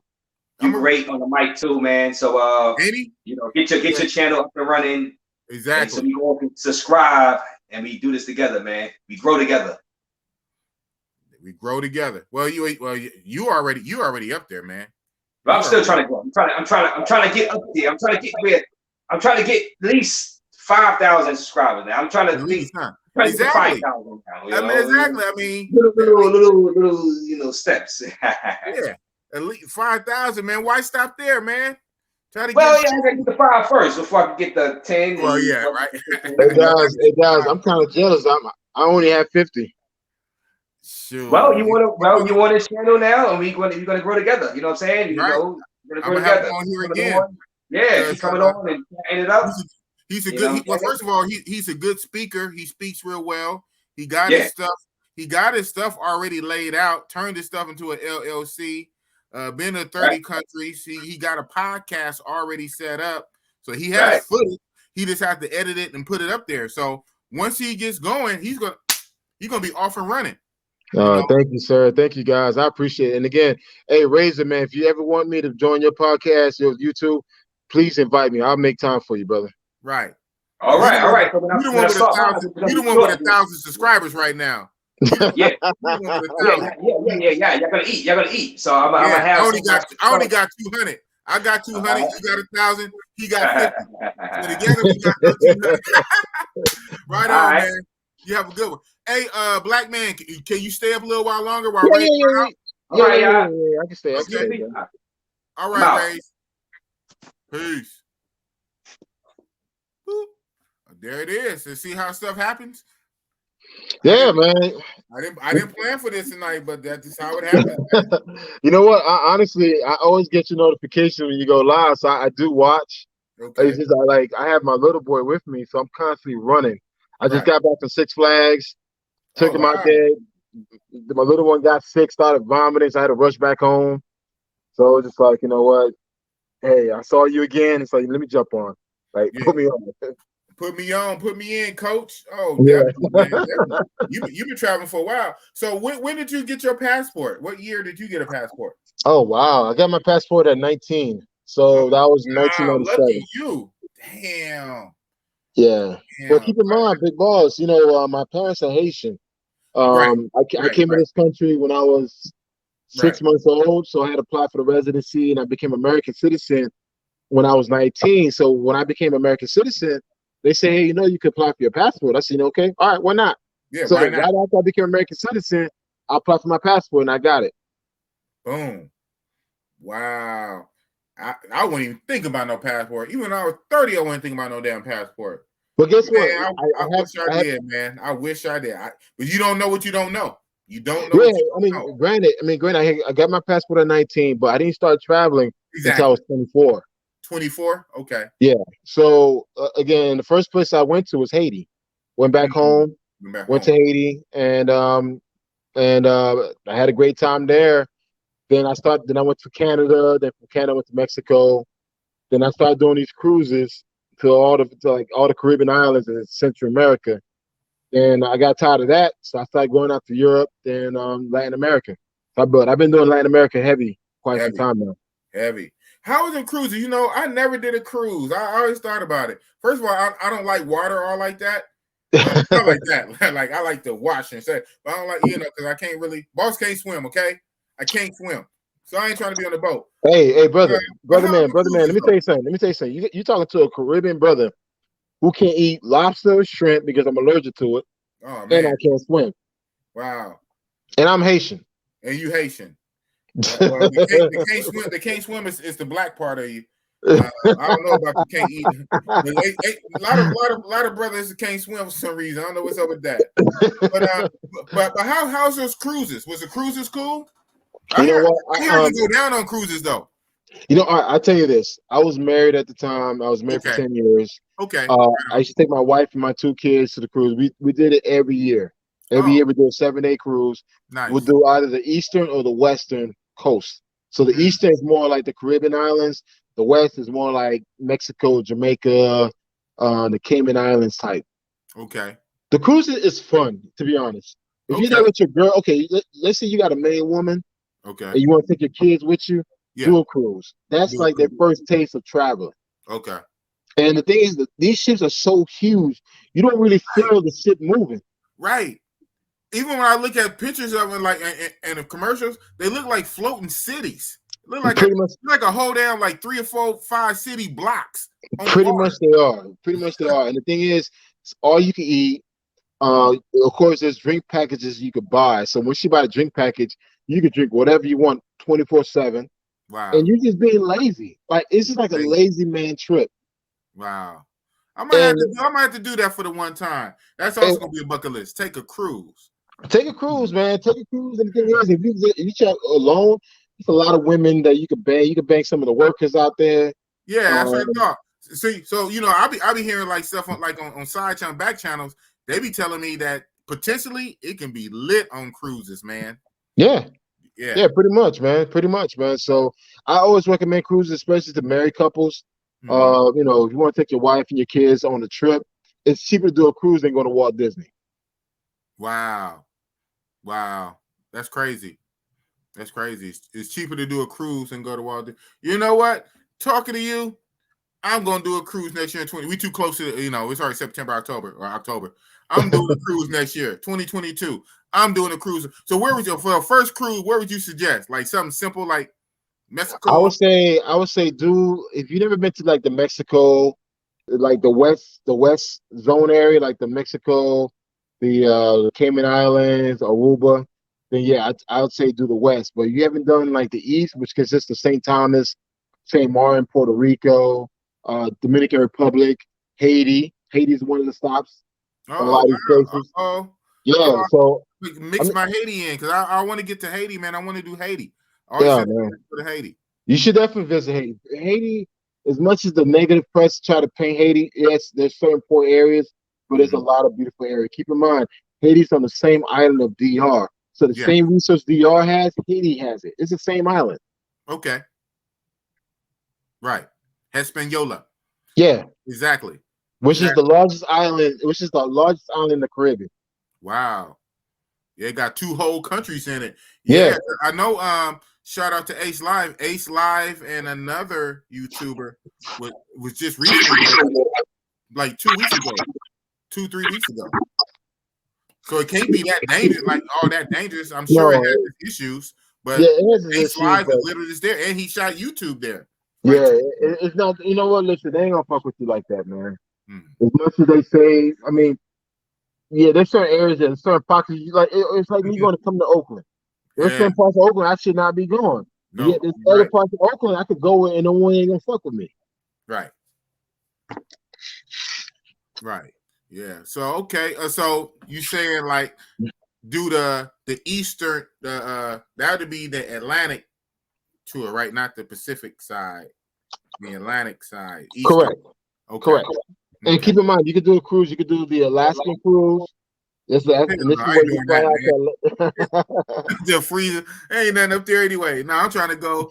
Hey, so on the cruises, when you stop by Haiti and Puerto Rico, do they let you off the boat for a few hours? Yeah. Normally you have between 4 to 6 hours. 4 to 6 hours. Okay. But in some cases you have 8 hours.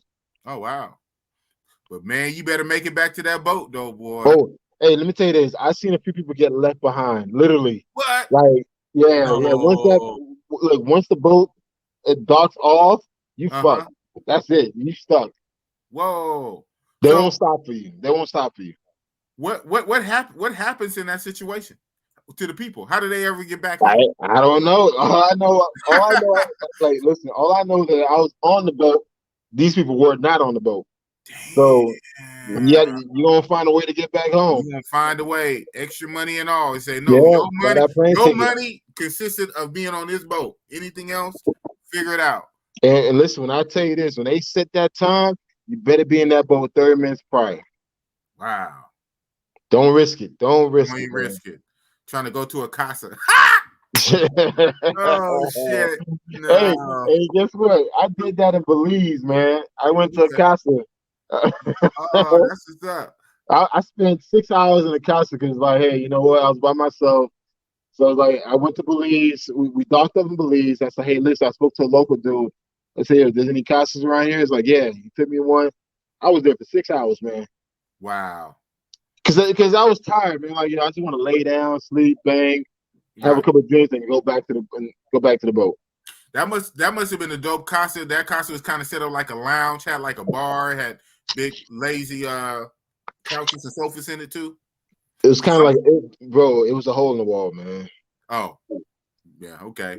Well, but let me tell you this: it was a lot of baddies. Like, oh my god.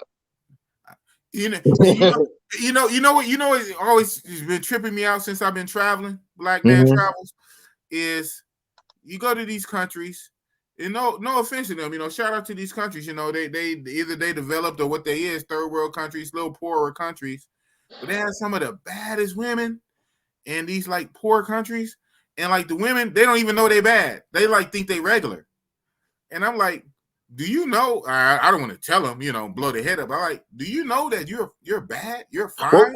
Well, keep in mind, you're a 9 or a 10, or you're at least a 9, 8.5, 9, and they just think they regular. Well, I said, if you was in the States.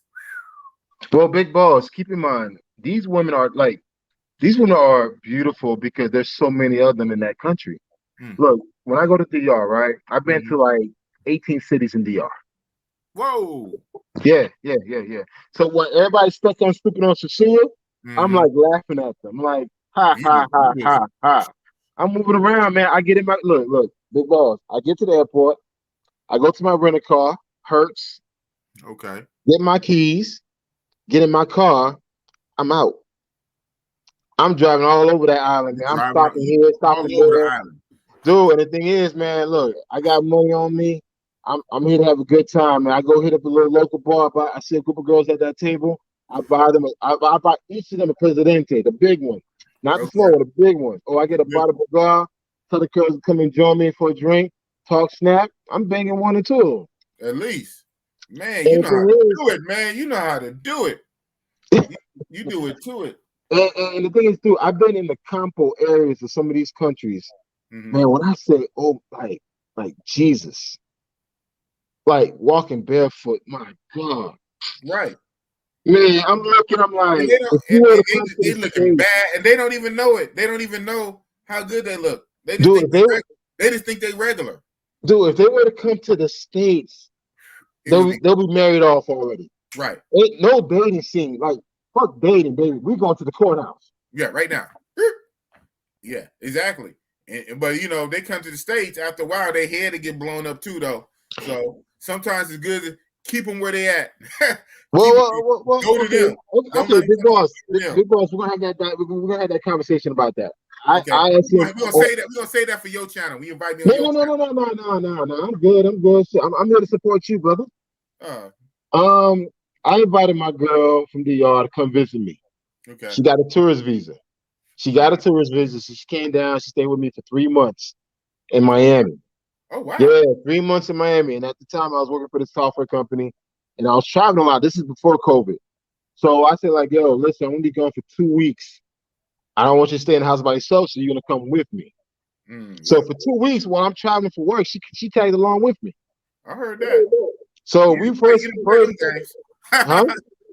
play them games. Yo, I was like, this is the first time, okay, cool. So we staying at like 4-star hotels because the company's paying for it. Oh, wow. But the company doesn't know I got a chick with me. So it's all good. Okay. So we stay in a 4-star, 5-star hotel, room service, everything. And she was like, man, like, you really do good here. We first go to Chicago. Spent a few days in Chicago. Then I had to go to Houston. From Houston, I had to go to Atlanta. And from Atlanta, I had to go to New York and come back to Miami.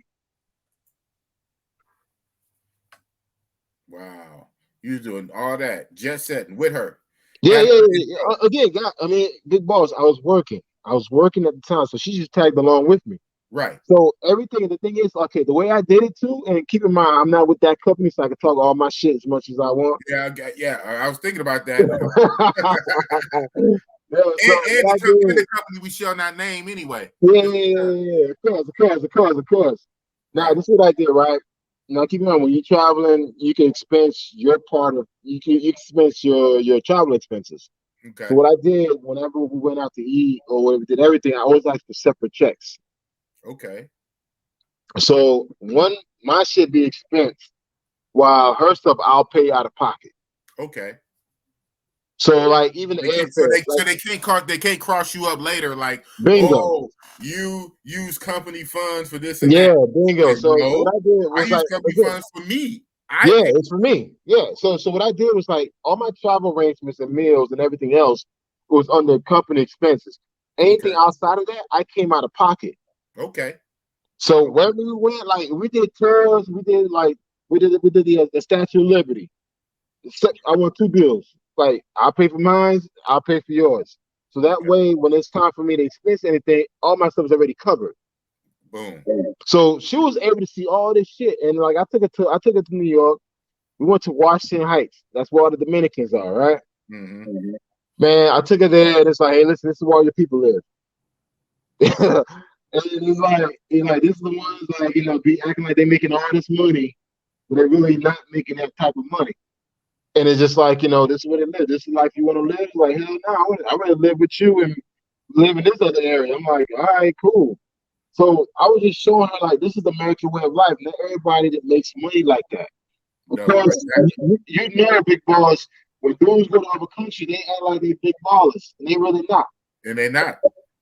So the thing is, I let her know, like, listen, you see my mortgage, you see my light bill, like this is what I pay.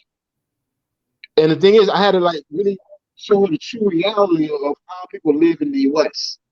Yes. The reason why I live the way I am because I went to school. I picked up certain skills. I got certain experiences. Not everyone else could do that. Right. They have to pay, they have to pay you for your skill set. Yeah. So I had to teach her that stuff. So she understood, like, okay, cool. So granted, she went to university in DR. She graduated, went to her graduation. She got a bachelor's degree. I even paid for like her English speaking classes. There was a professor. They teach adults how to speak English. It was only $400. I paid for it. I said, I'll pay for this shit. Ain't nothing. Dude, now she's a director at a resort in DR. Wow. So you leveled her up. But that's good though. She been rocking with you. You rock with her for 6 years. You poured into her, helping her. That's what's up. And I always tell, like, listen, man, if things don't work out between us, I wish you the best. Right.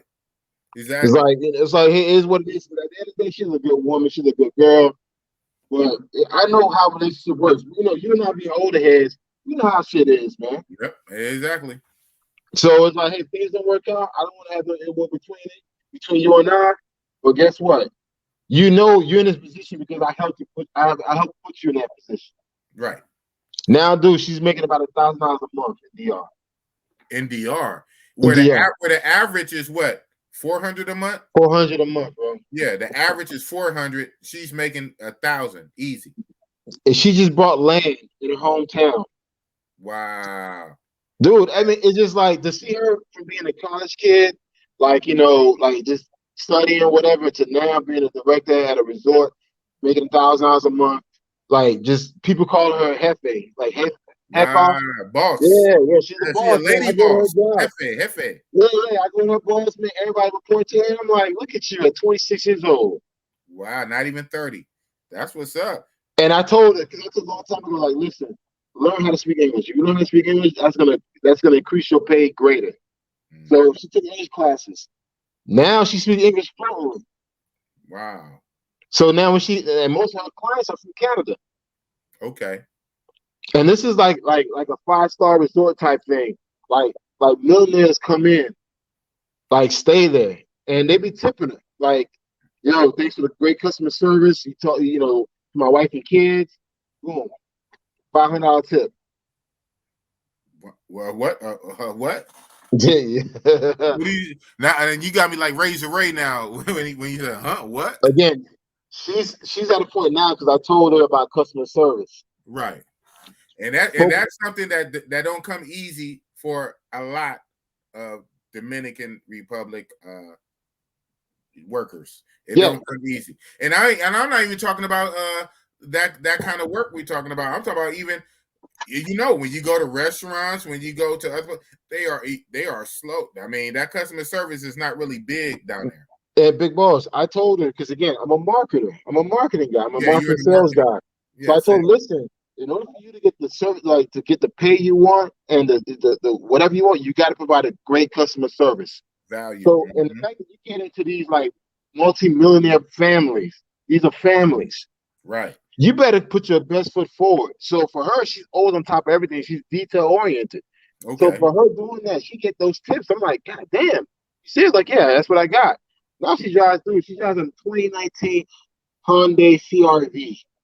Wow. SUV, huh? Yeah. Bro, I mean, I tell guys all the time, listen, if you're trying to find something real in these countries, hit up the colleges. Hit up those universities, man. Yeah. You and a few other be saying that in the chats. Hit up the colleges, the college and university where the girls are trying to do. They're trying to do something with themselves. Yeah, man. You know, okay, like for me, like what the hell to do with a girl? Like, okay, this is my thing, big boss. Here in the States, if you don't fuck with a bust down chick here, why do that overseas? Overseas. Yeah, well, yeah, especially in any kind of ongoing situation. It's one thing if it's a if it's a transaction is what it is. But if you're trying to find something, and let's be real, every man's trying to find some type of love, some type of attention. So if you're gonna do that, at least find something quality. It isn't hard for you to step away from the tourist area, hit up the local scene, and find a good chick. Right. Yeah. And I let her know straight up, listen, man, if you cheat on me, whatever, let me know. I'm not gonna bitch about the shit. I've been married. My wife cheated on me when I was married. Oh wow. Sorry to hear that. No, you know what, man? Listen, man, if that wasn't the case, I wouldn't be living the best life that I'm living now. Wow. The thing is, I always tell people this, man. People come and go in your life. All you can do is just cherish the moment that you have with them. They say people are seasoned, they come and go. Come and go. And it's just like sometimes, to this day, it's funny. My ex-wife and I, we have 2 kids, and we have an amazing co-parenting.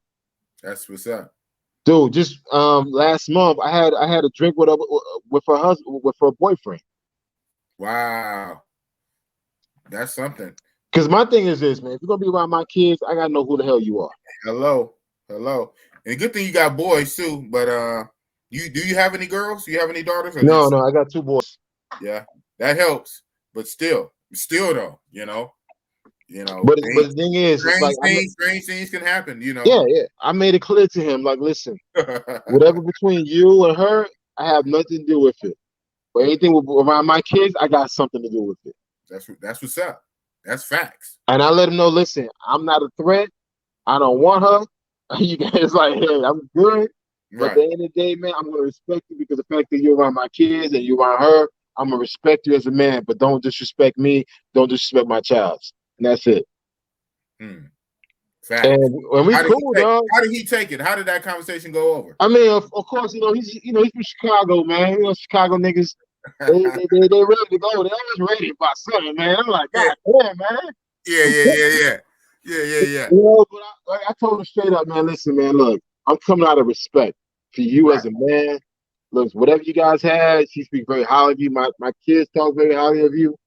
I just had to introduce myself to you formally. Right. Oh, all right, Jamil Edwards. All right, man. Yeah, man, but that's it, man. I don't know. I think what it is, big boss. What's up? As you get older, man, you just have a different mindset, man. A lot of stuff that you thought that you kind of like been out of shape for, you really don't care anymore. It's like, you know what? Look, I'm enjoying life. I'm traveling. I'm meeting good people.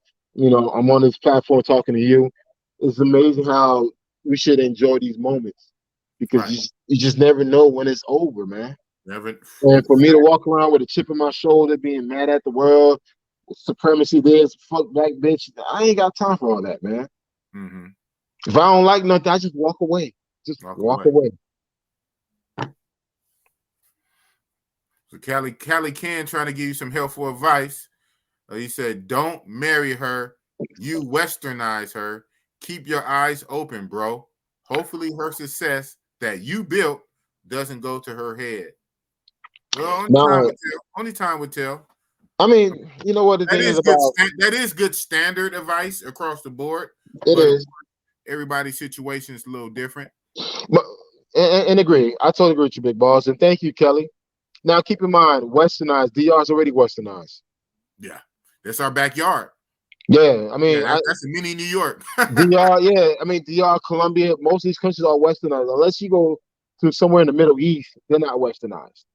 But like anything in the Western Hemisphere is westernized already. Right. But keep in mind that, like, for her, she understands that, like, at the end of the day, not like, you're gonna do what you want to do. I can't stop what you're gonna do, but I'm not worrying about. I'm living my life, and like I said before, I'm gonna keep traveling. Next year, Africa. Oh, Shit, yeah. Russia, Australia. I'm still traveling. Man. If you want to, and I told her straight up, listen, if you want to ruin our friendship, then that's on you.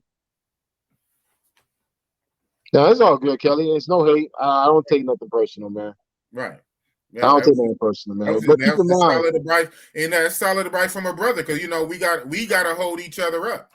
You know what I'm saying? That's just solid advice from another brother to another brother. but keep in mind, Kelly, just word of advice. I got a few friends who were married to Brazilians, Colombians, and Dominicans doing very well here in the States. Wow. They got families, they got multi properties together. So sometimes, not everybody's meant to be that single life and just do that. Some people are just meant to be in a relationship. Me personally, I like to be in a relationship type of vibe, but also I like my independence. I like to go out and do my own thing. Right. Yeah, it look like you got the best of both worlds, man. I mean, shit. Like I say, but it was intentional. You carved it out. You let it be known up front. This is what it is. She rocked with it, and even with her rocking with it, she still benefited, which is nothing wrong, because that's kind of how it should be. You're gonna mess with it. If a woman gonna mess with a man of value, there should be some kind of benefit either way. Provided she do her part. You know what I'm saying? She do her role, play her part. Yes, it will be a benefit for you, but this is what I expect. So yeah, hey, you got yourself solid. Hey, you got it solid. It's funny what you just said. Playing your role. Playing your role. And a lot of guys forgotten how to play their role. If any guy that play any sports, do your job. Right. That was the motto. You Do had your one job. fucking job. All you had to do was block. That's it. That's it. Do your job. And that's the mindset that I have everywhere I go. If I'm traveling with a group of guys, if I'm traveling with my girl, I'm gonna play my role to the fullest. Now the thing is, you decide to fuck up, that's on you. You lost a good one. She fumbled. She fumbled the ball, fumbled the bag. That's it. And now,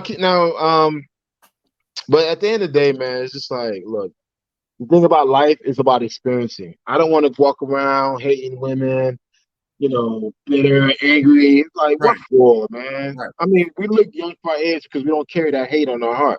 Exactly. I'm almost 50. Well, you look good, brother. You look good, brother. You look good, brother. Thank you. But then again, I don't smoke. I never really smoked. I never smoked in my whole life, believe it or not. People don't believe me. I smoked a cigarette one time when I was 11. One time, I was 11 years old. A group of badass knucklehead friends. We smoked a cigarette. I coughed my lungs out. That was it. So I never smoked meat. I never smoked weed or marijuana. Drinking, I almost really never got into drinking until like a few years ago. Well, even I drink very. So I'm saying I don't do a whole lot. For one point, when I was younger, when in my 30s, this is a lot of a benefit for me being real health conscious when I was in my 30s. I used to work out a lot. I had ideas to compete. Of course, I never did it. Yeah, I never did. I'll be transparent. I took the juice for not a long time, to get some. Yeah, I understand. Yeah. So but outside of that, I was very health conscious for years, and that helped propel me. So if I'd have kept it up, I'll be probably in a better shape than I am now. So like I'm saying, it does matter to take care of yourself, in your younger years. So, because I know people that are younger than me that look older than me. Bro, I see that a lot. I'm like, wow. I said, you're how old? You're 37? You're 41? Yeah. You're 38? I said, I'm almost 50. You're not 50. I said, well, almost. I'm very close to being 50. And you're like 37, 38? Wow. I agree. You're doing too much. You're living too hard. Too much drugs, partying. Wow, you know what I'm saying? So it is something about taking care of yourself. I agree. I totally agree. You look good, brother, man. And that's what I want to see. I want to see more guys like yourself, super excited about life, super excited about accomplishing their goals and living, man. Either it be, being with multiple women, one woman, just live your best life, man. Man. You know, because that was the best. Bay Area climate. Bay Area. Yeah, I'm paying an arm and a leg and a kidney just to live here. Yeah, yeah, he also says to you, moving forward in strength and confidence, like all of us. That's what we should be doing. And that's the thing, man. And that's what I'm on. I'm all about brotherhood. You know, tell another black man, hey, you know what? If you stressed out, you need a break, dude. Just take a 3-day trip somewhere. Go somewhere by yourself. You don't need a gang of dudes to travel. Like, I don't understand. I never understood guys need like a group of dudes to travel. It's like wolf pack, man. It's like a wolf pack. Yeah, and you see that sometimes, like especially like it's descending on poor helpless ass. Yeah, like look, man, just grab your backpack, put some 3 days worth of clothes in there, take a short trip, and just check out. Like mentally check out, enjoy the moment, enjoy being in the sun, have a few drinks, man. If you want to have a look at a girl with you, a fine girl with you, go ahead and do that. If it got a cost, it costs. Yeah, exactly. If it got a cost, it costs. I mean, we're men. We work. We make money to spend money. And at that point, like you say, it's therapy. You know, you get your mind right. You get re-energized. You come back to the States, put your head down, grind it out until your next trip. And big boss, man, look, when I come back from a trip, I do a 7-day detox where I literally cleanse my body because I'm drinking, smoking, eating bad, all type of stuff. So I do a 7-day cleanse, man, and after that, I'm back to my routine. Back to your routine. I'm waiting, huh? Yeah, no, I'm just vibing along. Back to your routine. And I'm back to my routine, eating clean, working, going to the gym, being there for my kids. I have 2 boys. I have an 18-year-old and I have a 9-year-old. And my weekends, bro, I don't really go out. I don't really go out like that anymore. You see what I'm doing on a Saturday night? I'm with you. I'm with you. Yeah, I'm with you, man. And that's why I've been focused on, let me start working on this video. Of us in here. Shout out to everybody who's still rocking with us. Yeah, definitely. Well, thank you guys for supporting the live stream. AC Tiller says solo traveling is the best. Yeah, like I say, I like traveling at least with like one or 2 guys, but yeah, that big group shit do get kind of hectic. Too many personalities. Yeah, it is. Yeah, too many personalities, too many egos, and then on top of that, everybody rock different. So some people want to stay out, some people want to go to the club, some people want to go to do extra excursions. You guys can't kind of get it together.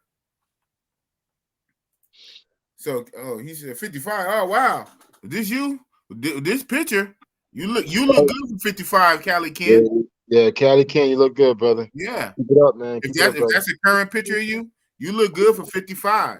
That's what's up, man. Black don't crack, baby. Black don't crack. That's right, baby. Black is beautiful. Yeah, it is, man. Let me tell you this, dude. I went to Germany, man. I was in Berlin, and I'm walking around. I'm dark skinned, bro. I'm walking in, like the women was just coming touching my face, like, damn, you beautiful. Does it rub off? Yeah, they just kept rub off? Dude, man, they're just saying like, man, you have a beautiful can lick color. it and find out. Man, I'm like, okay. But man, dude, they just, bro, as a black man, we all appreciate it outside the US.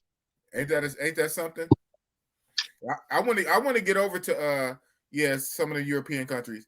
I ain't gonna lie, I want to hit up like the Russianist type, like Ukraine type country, but I do want to hit like some Poland and some Holland type.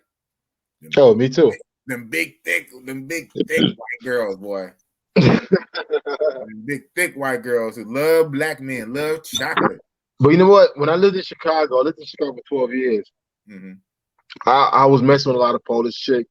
I messed with a lot of Russians. I messed with Bulgarian chicks. Okay. And dude, they do got a thing for brothers, but the thing is, they can't be caught dead in public with a brother. Exactly. So hey, act like they don't know you in public, huh? Yeah, man, I experienced that. Big boss. It's just crazy. Like I dated this Polish chick and this Russian chick. They had to keep me on the low. Like I come to the house at 12 o'clock midnight. But dude, once I'm in the house, I'm good. Oh man, But the thing is, dude, I Yeah, had to you get got out the everything house coming. before that damn sunrise came up. I'm like, Yep. oh shit, I gotta go. You just a nigga then. Hey, let me tell you this wild thing. I was in Chicago, right? I was dating this Polish chick, and we're walking in Wrigleyville. I'm not sure if you've ever been to Chicago. It's an area called No, Wrigleyville. I haven't. Mm-hmm. Okay, it's a Wrigley. It's pretty much a white area. So Mm-hmm. this girl's a Polish chick, small waist, big old ass, Ooh, nice. ooh. And I'm holding her hands. We're going to a reggae spot because she loved reggae music. Okay. And we go to the reggae. And the thing is, this reggae spot got nothing but white chicks and black dudes in there. Wow. And the thing is, the thing is too, if you got dreads, oh I no, bet. you I got bet. everything. That's just a blank check if you got dreads. In a Yeah, reggae man. spot? Damn. Yeah, so the place was called the Wild Hair. The Wild Hair. The wild I hair. take it there. We having a good time. We kissing, dancing, whatever. So we walking back to the car, and it's like I think it was wintertime, so it was like 20 degrees outside. As I walk into the car, these white boys were in the pickup truck. Oh, Nigga, here we get your own woman.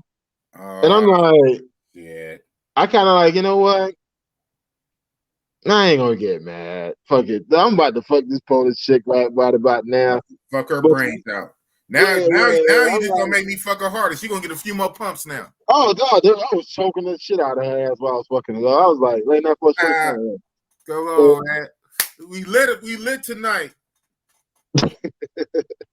Shit.